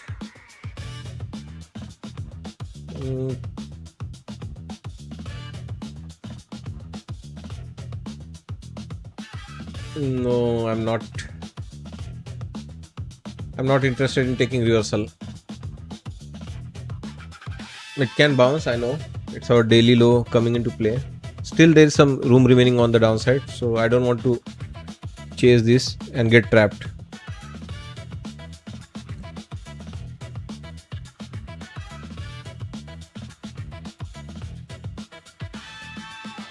So you understand, guys, right? That was our master's level. I was interested in the long. We went long, very aggressive long until that point, marking the top, and I'm interested in short here all the way to this low. Here on the previous instance, when I was shorting the market, we were short all the way into this low. This is the area we avoided taking short because it could rally back up. So you realize like we have done everything right here. So many trades, but done absolutely right. Whether it was shorting, when to be short, until what point to be short, till the last tip of the node for the short, when to pause, when the reversal could come, when the reversal come, be in the long, all the way till the tip of the iceberg, you're long, and then you wait, you don't go long anymore, you let it get weaker, you start shorting all the way into the lows. So you have, I don't know, like what are your standards, but this is already like keeping on the right side of things.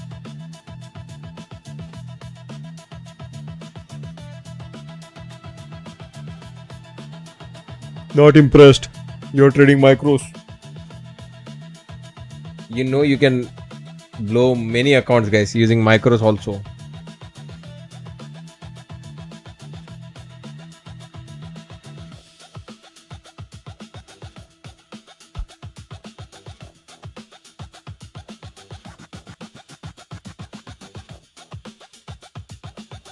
Not impressed. Still not impressed.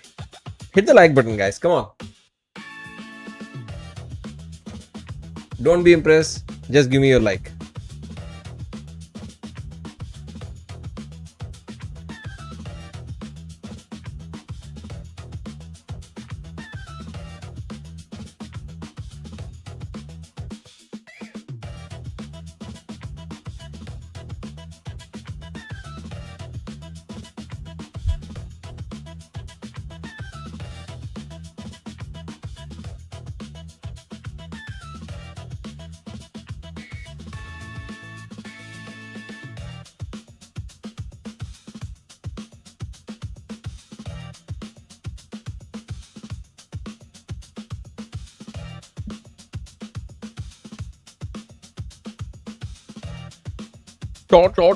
Short. until our daily low is reached.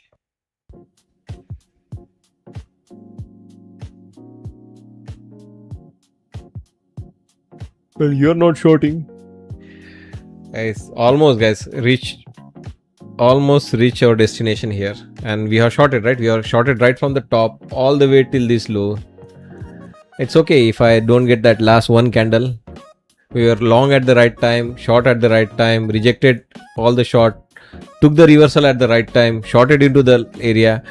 After achieving everything, like 98.99%, and then last 0.1%. Really, is it worth shorting now for me? It will feel you want 100% Pawan. You don't like leaving money on the table, not even 1 cent, 1 penny. The problem of chasing those last few cents and pennies is if it reverses, then it could take many dollars from you.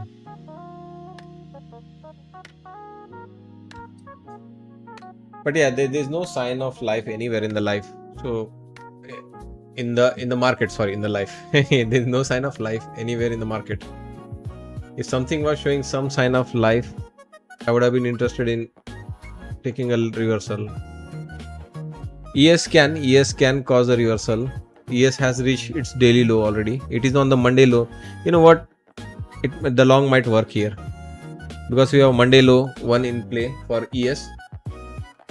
Nasdaq's level is remaining, but we can keep the risk small with 1 micro because it's our ES Monday low level. Monday has a lot of volume. It is capable of reversing at least a small temporary bounce, which is what I am demonstrating right now. Don't thank me, thank ES. Members, it's Monday low 1 on ES. It is capable of bouncing. Monday's level has volume.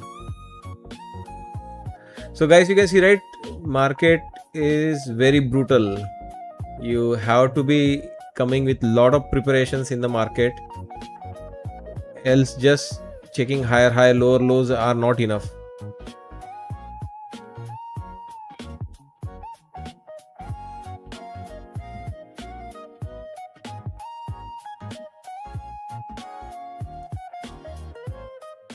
Stop filled.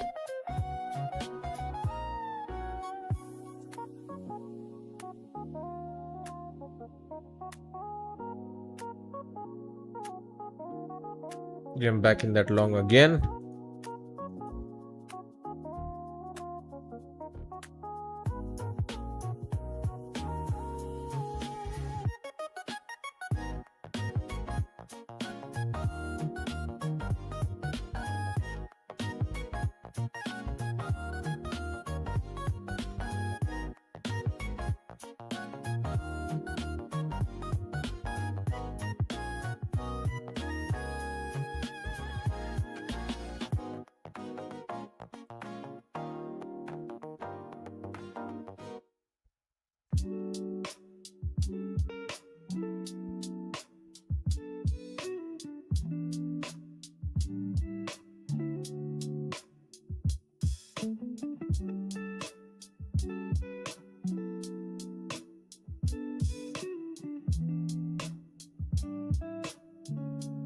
Stop filled.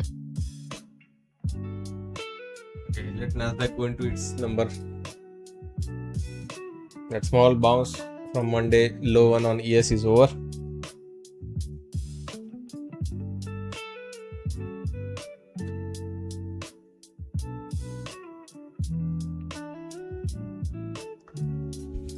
Okay, one more time.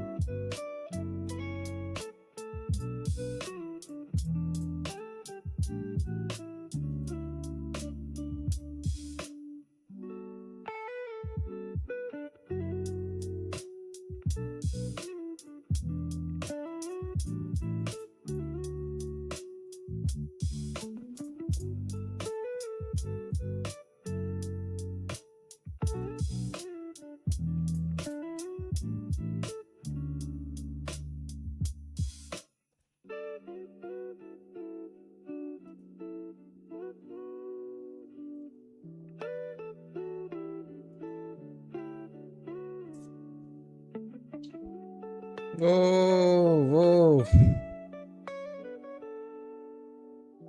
Stop filled.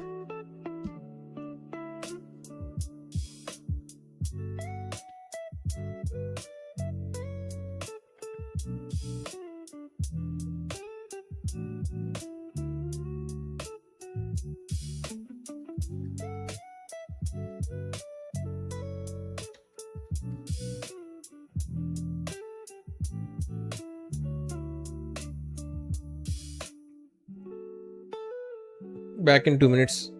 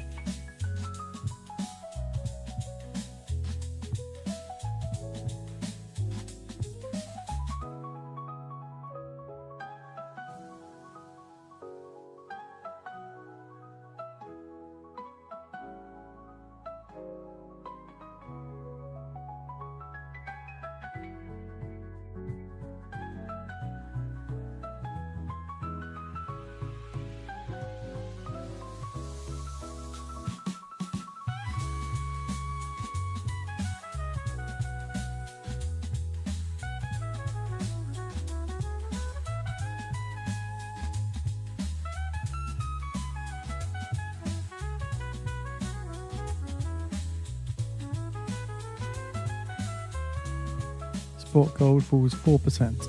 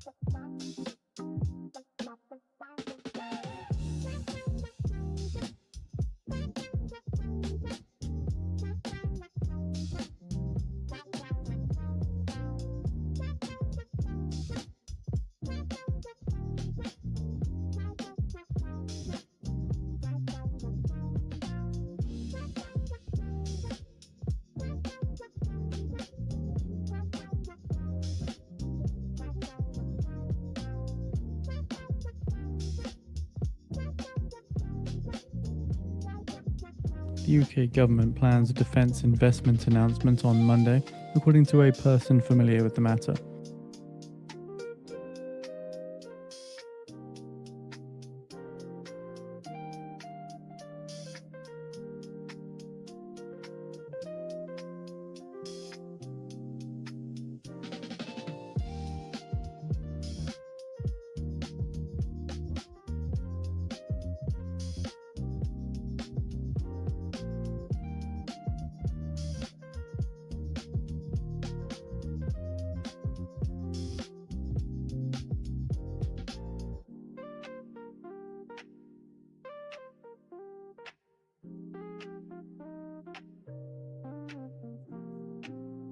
So this is the reason why I was not ready to take the According to a poll, reversal, US right? inventories are seen up 99 billion cubic feet last week. They're just spending time. Slowly but surely they keep coming back into new lows to reach that area. Hopefully finally it reaches the daily low now. It's not going to go, guys. It's planned move. It is what market has priced in to do today. If it is down, it is supposed to move this much. Yesterday market sold off from the highs because that is what the planned move was on the upside. Look at that. Right from there.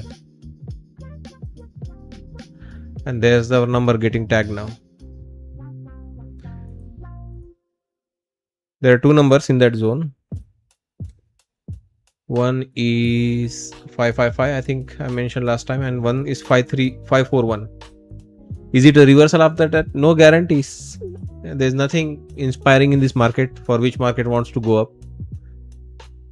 No motivation for upside, neither in individual tech nor in any sector. Just the index hitting their daily low. If it causes order flow change, if it brings some buyer, then yes. 28404. It is 27762, our weekly low. Why not weekly low?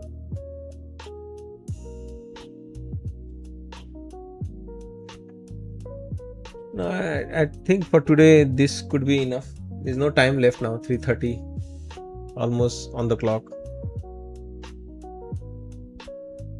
In the overnight session tomorrow morning, yeah, the selling can resume.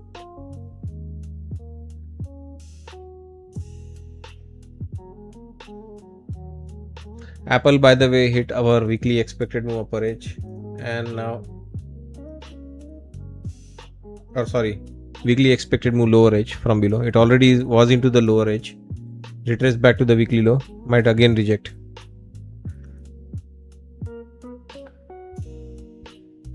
Google is coming into our weekly low now. That is the next candidate.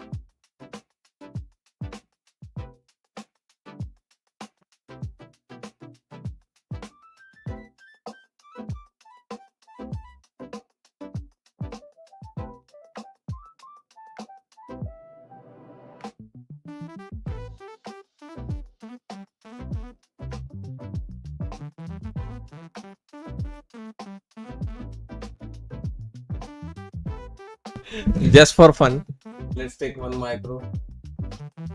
See if our daily low has got something in it.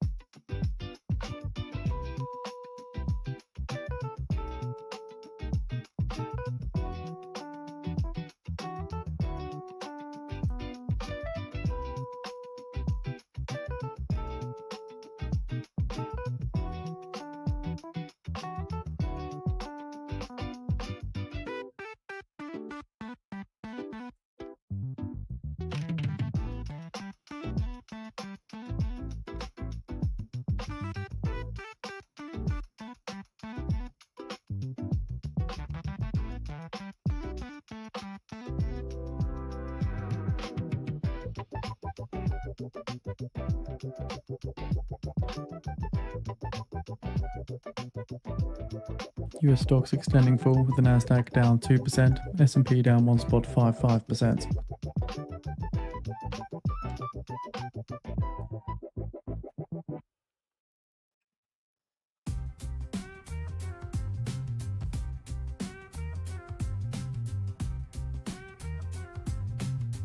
Okay, coming 2 minutes.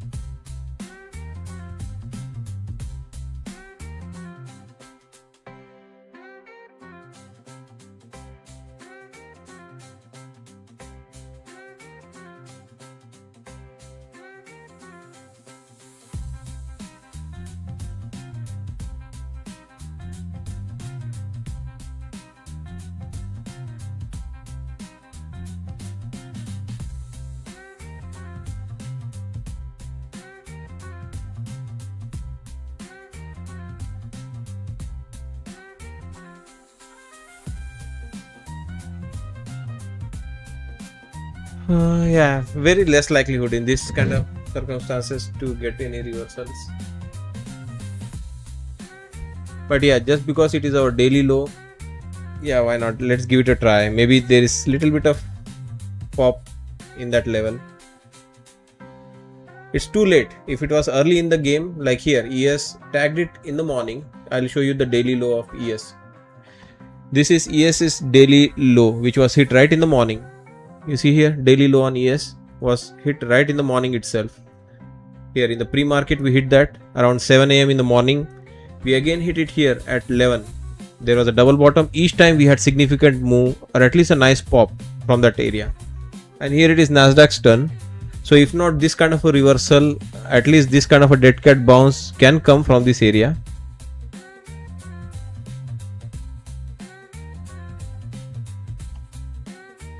Make sense? No. Market does not care when it sells about anything. Yeah, but it's not really selling right now. There's no volume. Institutions are not interested here in this kind of a sell. When they sell, we know what happens. They sell 1600 points. Are they going to sell 1600 points today? Well, they're down 580. 1000 more. What's 1000 points? Yeah, but time is not enough to sell 1000 points.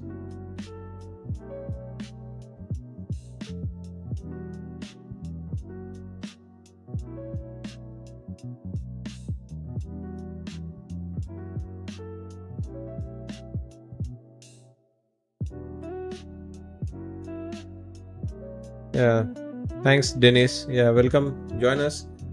If you are trading the right size, if you are managing the risk, ready to take losses, stop losses, you have a good strategy. Yeah, there will be few losing days, but as long as you are taking a losing day, that's what trading is about. Not winning every day, not winning every trade. Yesterday you saw me, right? I had a couple of losing trades. I stopped trading accounts which were very important. I just picked up a new account and we were trading 1 micro for fun in the afternoon.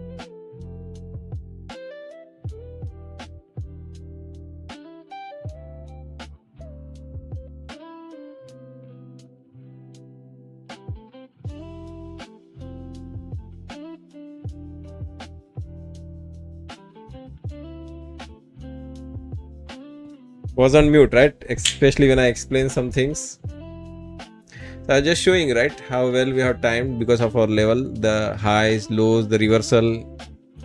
Even here, like when some of you were thinking of some more flush sell off, there's no volume here. Yeah, of course, tomorrow you can come and sell as much you want. There's huge amount of room remaining on the downside.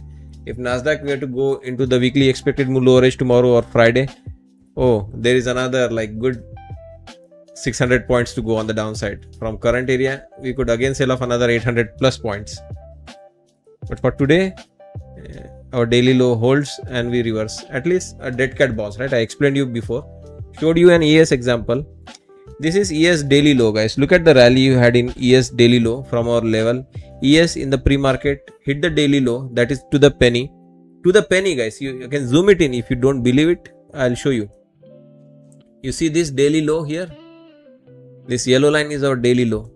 You see here, like in this kind of a huge sell-off, you hold it to the penny and ES rallies from here.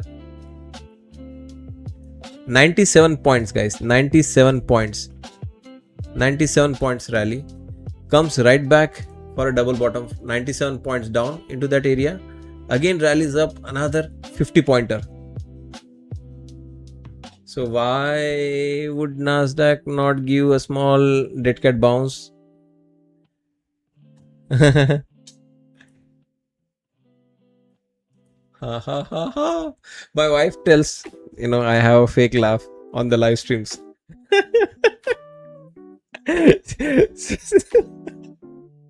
So it is like, forceful jokes and forceful laugh.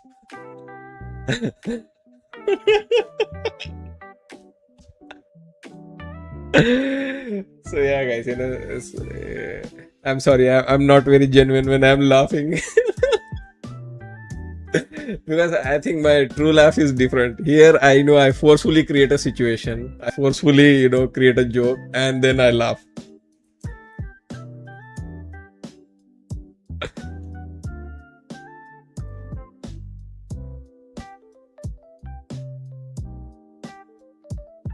So it's our target. We can trail and take, just in case if it wants to break higher. This is what I said, right? It's more higher conviction. We just don't have time left, guys. From here, our daily low, this is more closer, high conviction level. And if things get rapidly, like squeezing, like more shots get involved here and they start squeezing, we could even finish here. Here was less likelihood because the amount of volume we had in the market, things, as I mentioned, right, were very sleepy. So yeah, it was not very active sell-off. Very mild, small, trickle down kind of a sell. So likelihood of this holding and giving us a small bounce was more.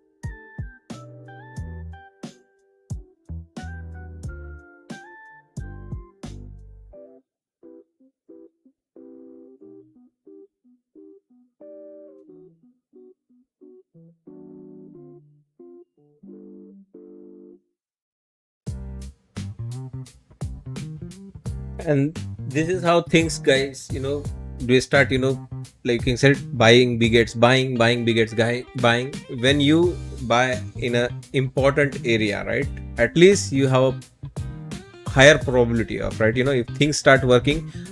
Like originally I didn't plan for this strong bounce. Okay, let's see, area is important, I put one, it fluctuates, I add one more.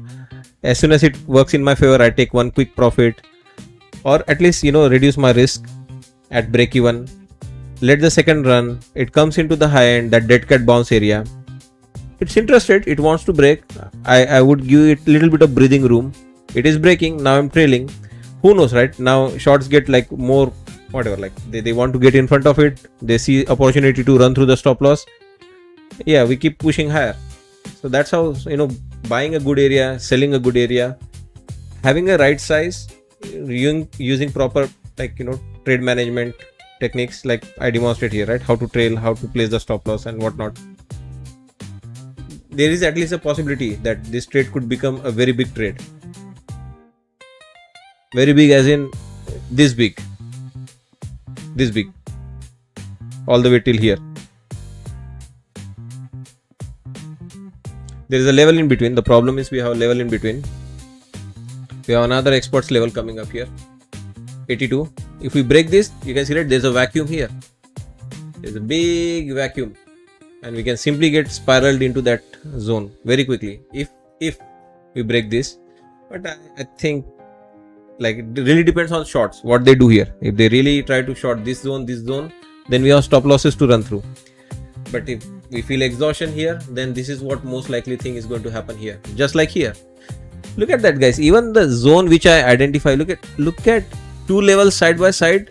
Look at that. Zone chopping, and we could again chop.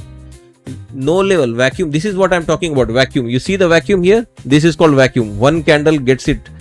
You see the vacuum here? One candle gets that high. You see the vacuum here? Every time the drop has been vicious. Every time the rally has been back up vicious. Every time the drop has been vicious in this zone. Every time the rally has been vicious in this zone. Do you still think it's just coincidence, or it is still, at least you 25% believe these are calculations in the market which drives this move? Like there's already some calculations which algorithm use. You tell me, guys, why do you see the speed of this candle so huge here? Like here, down here, back above, down again, back above, down again, back above in this area. You would still not believe it. You would still not trust me, I know. You know how you will trust me? If this breaks here and then rapidly, then you'll say, hey, you're very good, huh? You're very good. No time now. Already 840. Imbalance is at 850. 350. 10 more minutes to go for imbalance. Yeah, but if at all we crack above this area, then yes, you have very high possibility of this getting spiraled right into this area with a big candle. For that, we'll have to give very wide stop loss, maybe at least below this area, or maybe below this area we have to place our stop loss. It's okay. We have traded that zone enough, so I don't mind. You're just trading one micro. You talk too much. Look at that beauty, guys. Even with one micro, you're making a couple of $100. What's wrong with that? Late in the day, you don't want to risk. You're already profits. You want to at least have a nice finish to the good trading day. Why you want to risk? Yeah, I think we'll take our profit here because it is our zone. It is our zone, and it is, as I mentioned, right? It's going to react. Each of these levels are going to have reaction. It is going to have pause, and I want to be done trading on the high.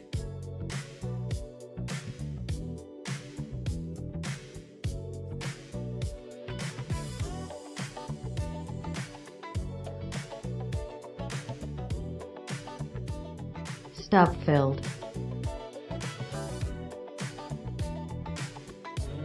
Yeah, yesterday I don't think it was tough for everyone. I still managed to take some profit home. I had 3 or 4 accounts blown, but other accounts were still in green. Those are the accounts which were closer to payout, and I didn't want to risk them. So that's the reason why I switched to Top Step X platform.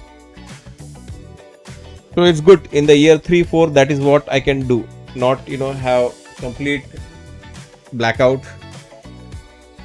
1 or 2 or 3, maximum 4 accounts. Then it's not going to happen today. No matter how hard you try, it's not going to play out. You stop. That's the only way.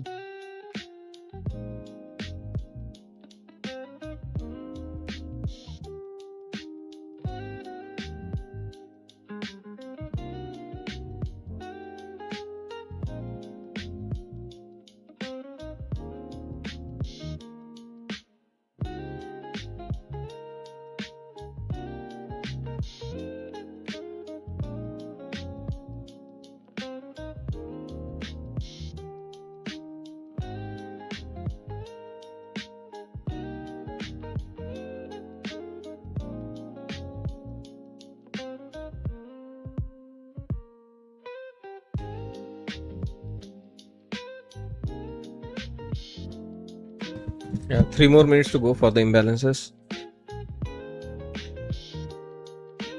Yeah, most likely we are going to finish at the same spot, our daily low. 28,555, 28,541 is the number. 28,541. Coming right back into that area. Again, guys, you can tell, guys.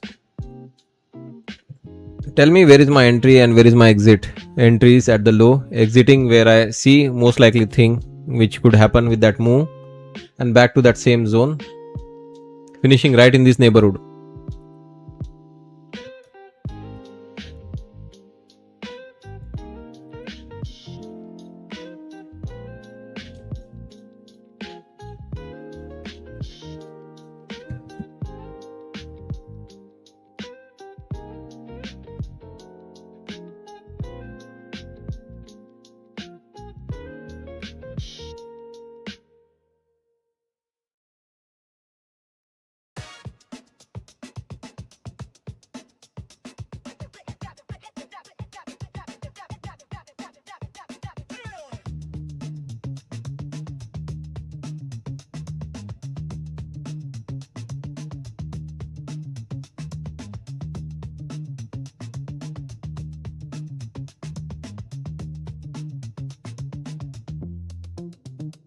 Just less than a minute to go now until we get the market on close imbalance.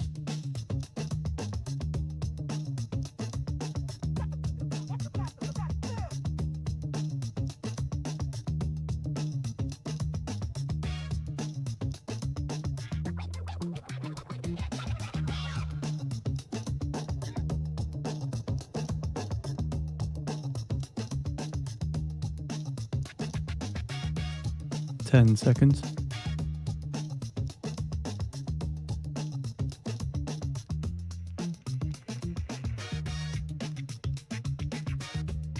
Market on close imbalance. S&P 500 sell side 317 million, Nasdaq 100 sell side 62 million, Dow 30 sell side 322 million, Mag 7 sell side 18 million.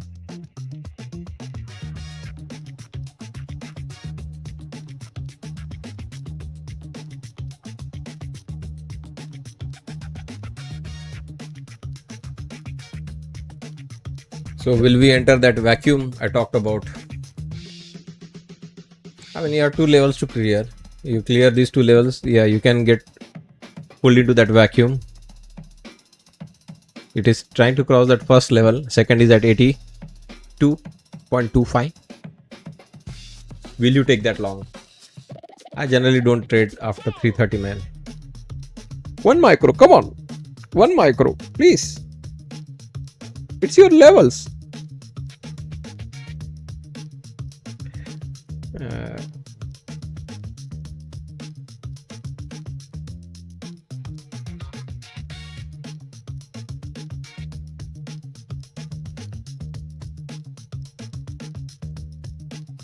Okay, let's do it.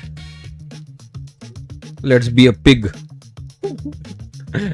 There is another story, okay? If I trade after 330, I deserve to be called a pig. There's no business, guys. After trading after 330, there's no time left in the market. Especially if you take a loss, you just end with a losing trade. And generally, end of the day, you know, if the trade goes against you, they will keep pushing against you.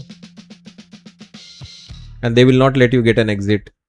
Or it will keep pushing until 430, 450 until electronic close. Why are you being pig then? Well, I was talking, I had an opinion. Generally, when I have an opinion, I like to have a trade on.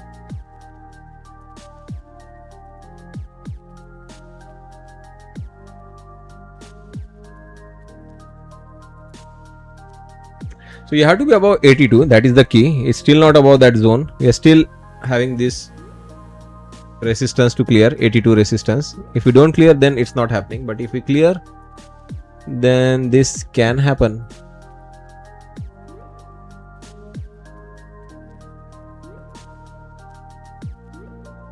Anyway, we'll take very tight stop loss, not add any more contracts to this. Strictly keep it 1 micro. And if it comes down, then we'll leave it. There is possibility we could come down and finish right at 541. That's our daily low, right? On the downside 541, it's our daily low. There is a possibility we could finish there, but there's also a possibility if at all we clear that overhead resistance, then we have a nice 50-60 pointer.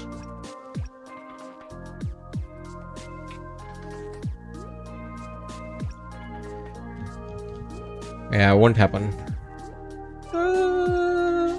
Break down.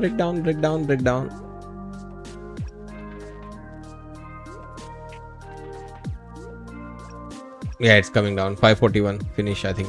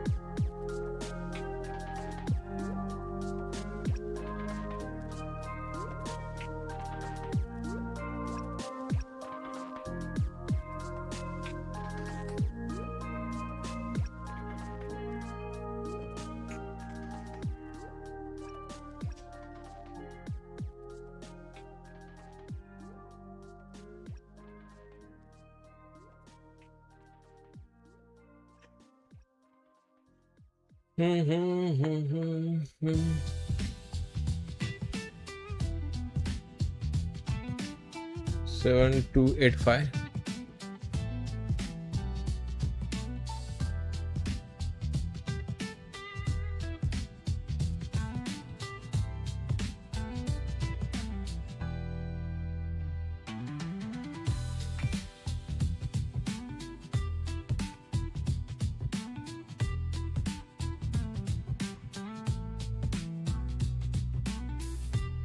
So keep in mind in 10 minutes time now at 4:05 p.m. Eastern time, we're expecting Oracle to print their Q4 2026 earnings. Estimated EPS around $1.97, estimated revenue of $19.09 billion.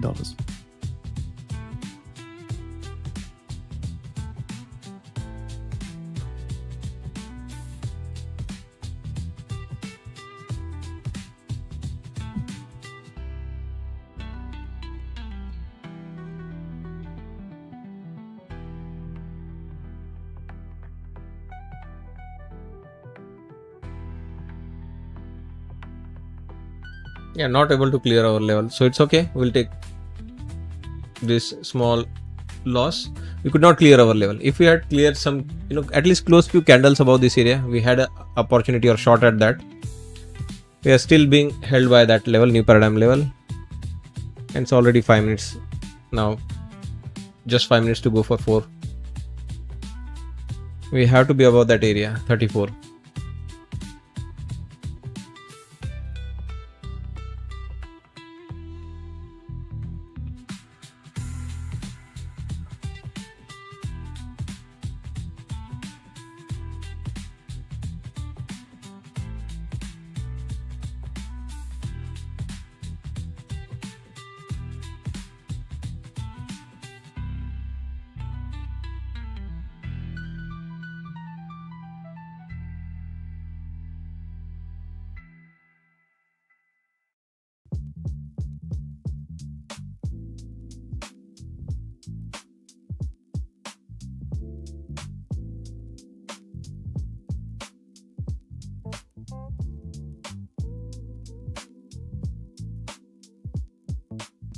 Oracle earning.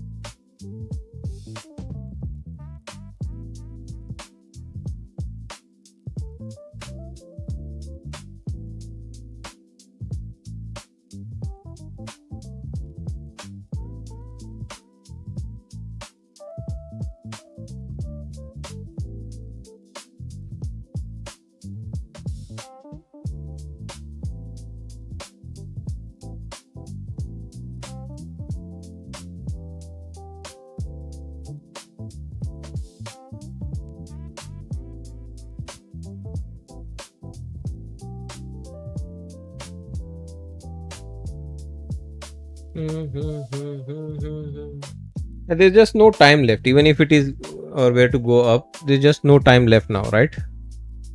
2 minutes to go. So that's the reason why I generally don't like trading after 3:30. There's nothing wrong. Even if it is holding our level going up, there's just no time left, right? It is not broken the level. The stop loss needs to be below this area, 55 and 41. You have to wait for this area to consolidate and break higher. 34 breaks, we get 82, and then could come the rapid rocket ride up. There's just no time left. That's why anything, at least I need to have trade on before 3:30, so that at least we have 30 minutes in our hand. Post 3:30, even if the setup is good, trade is good, imbalance is good, just no time.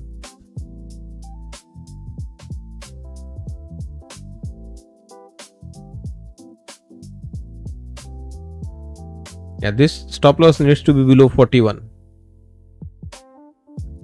Preferably at 20 in 20s.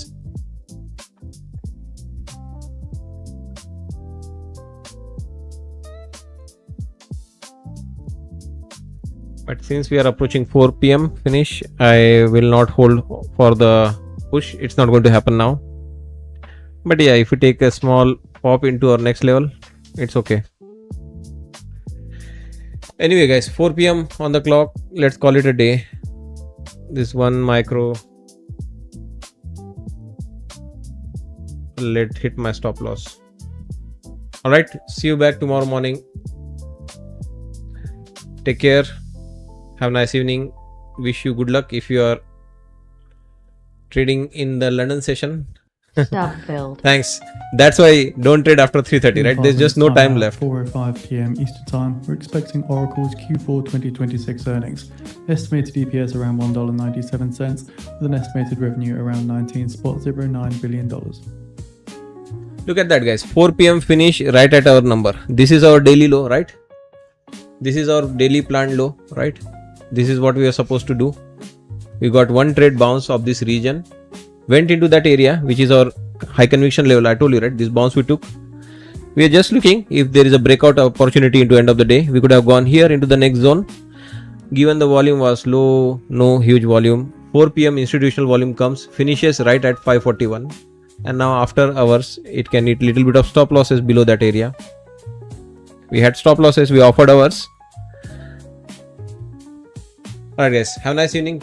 Take care. Bye bye.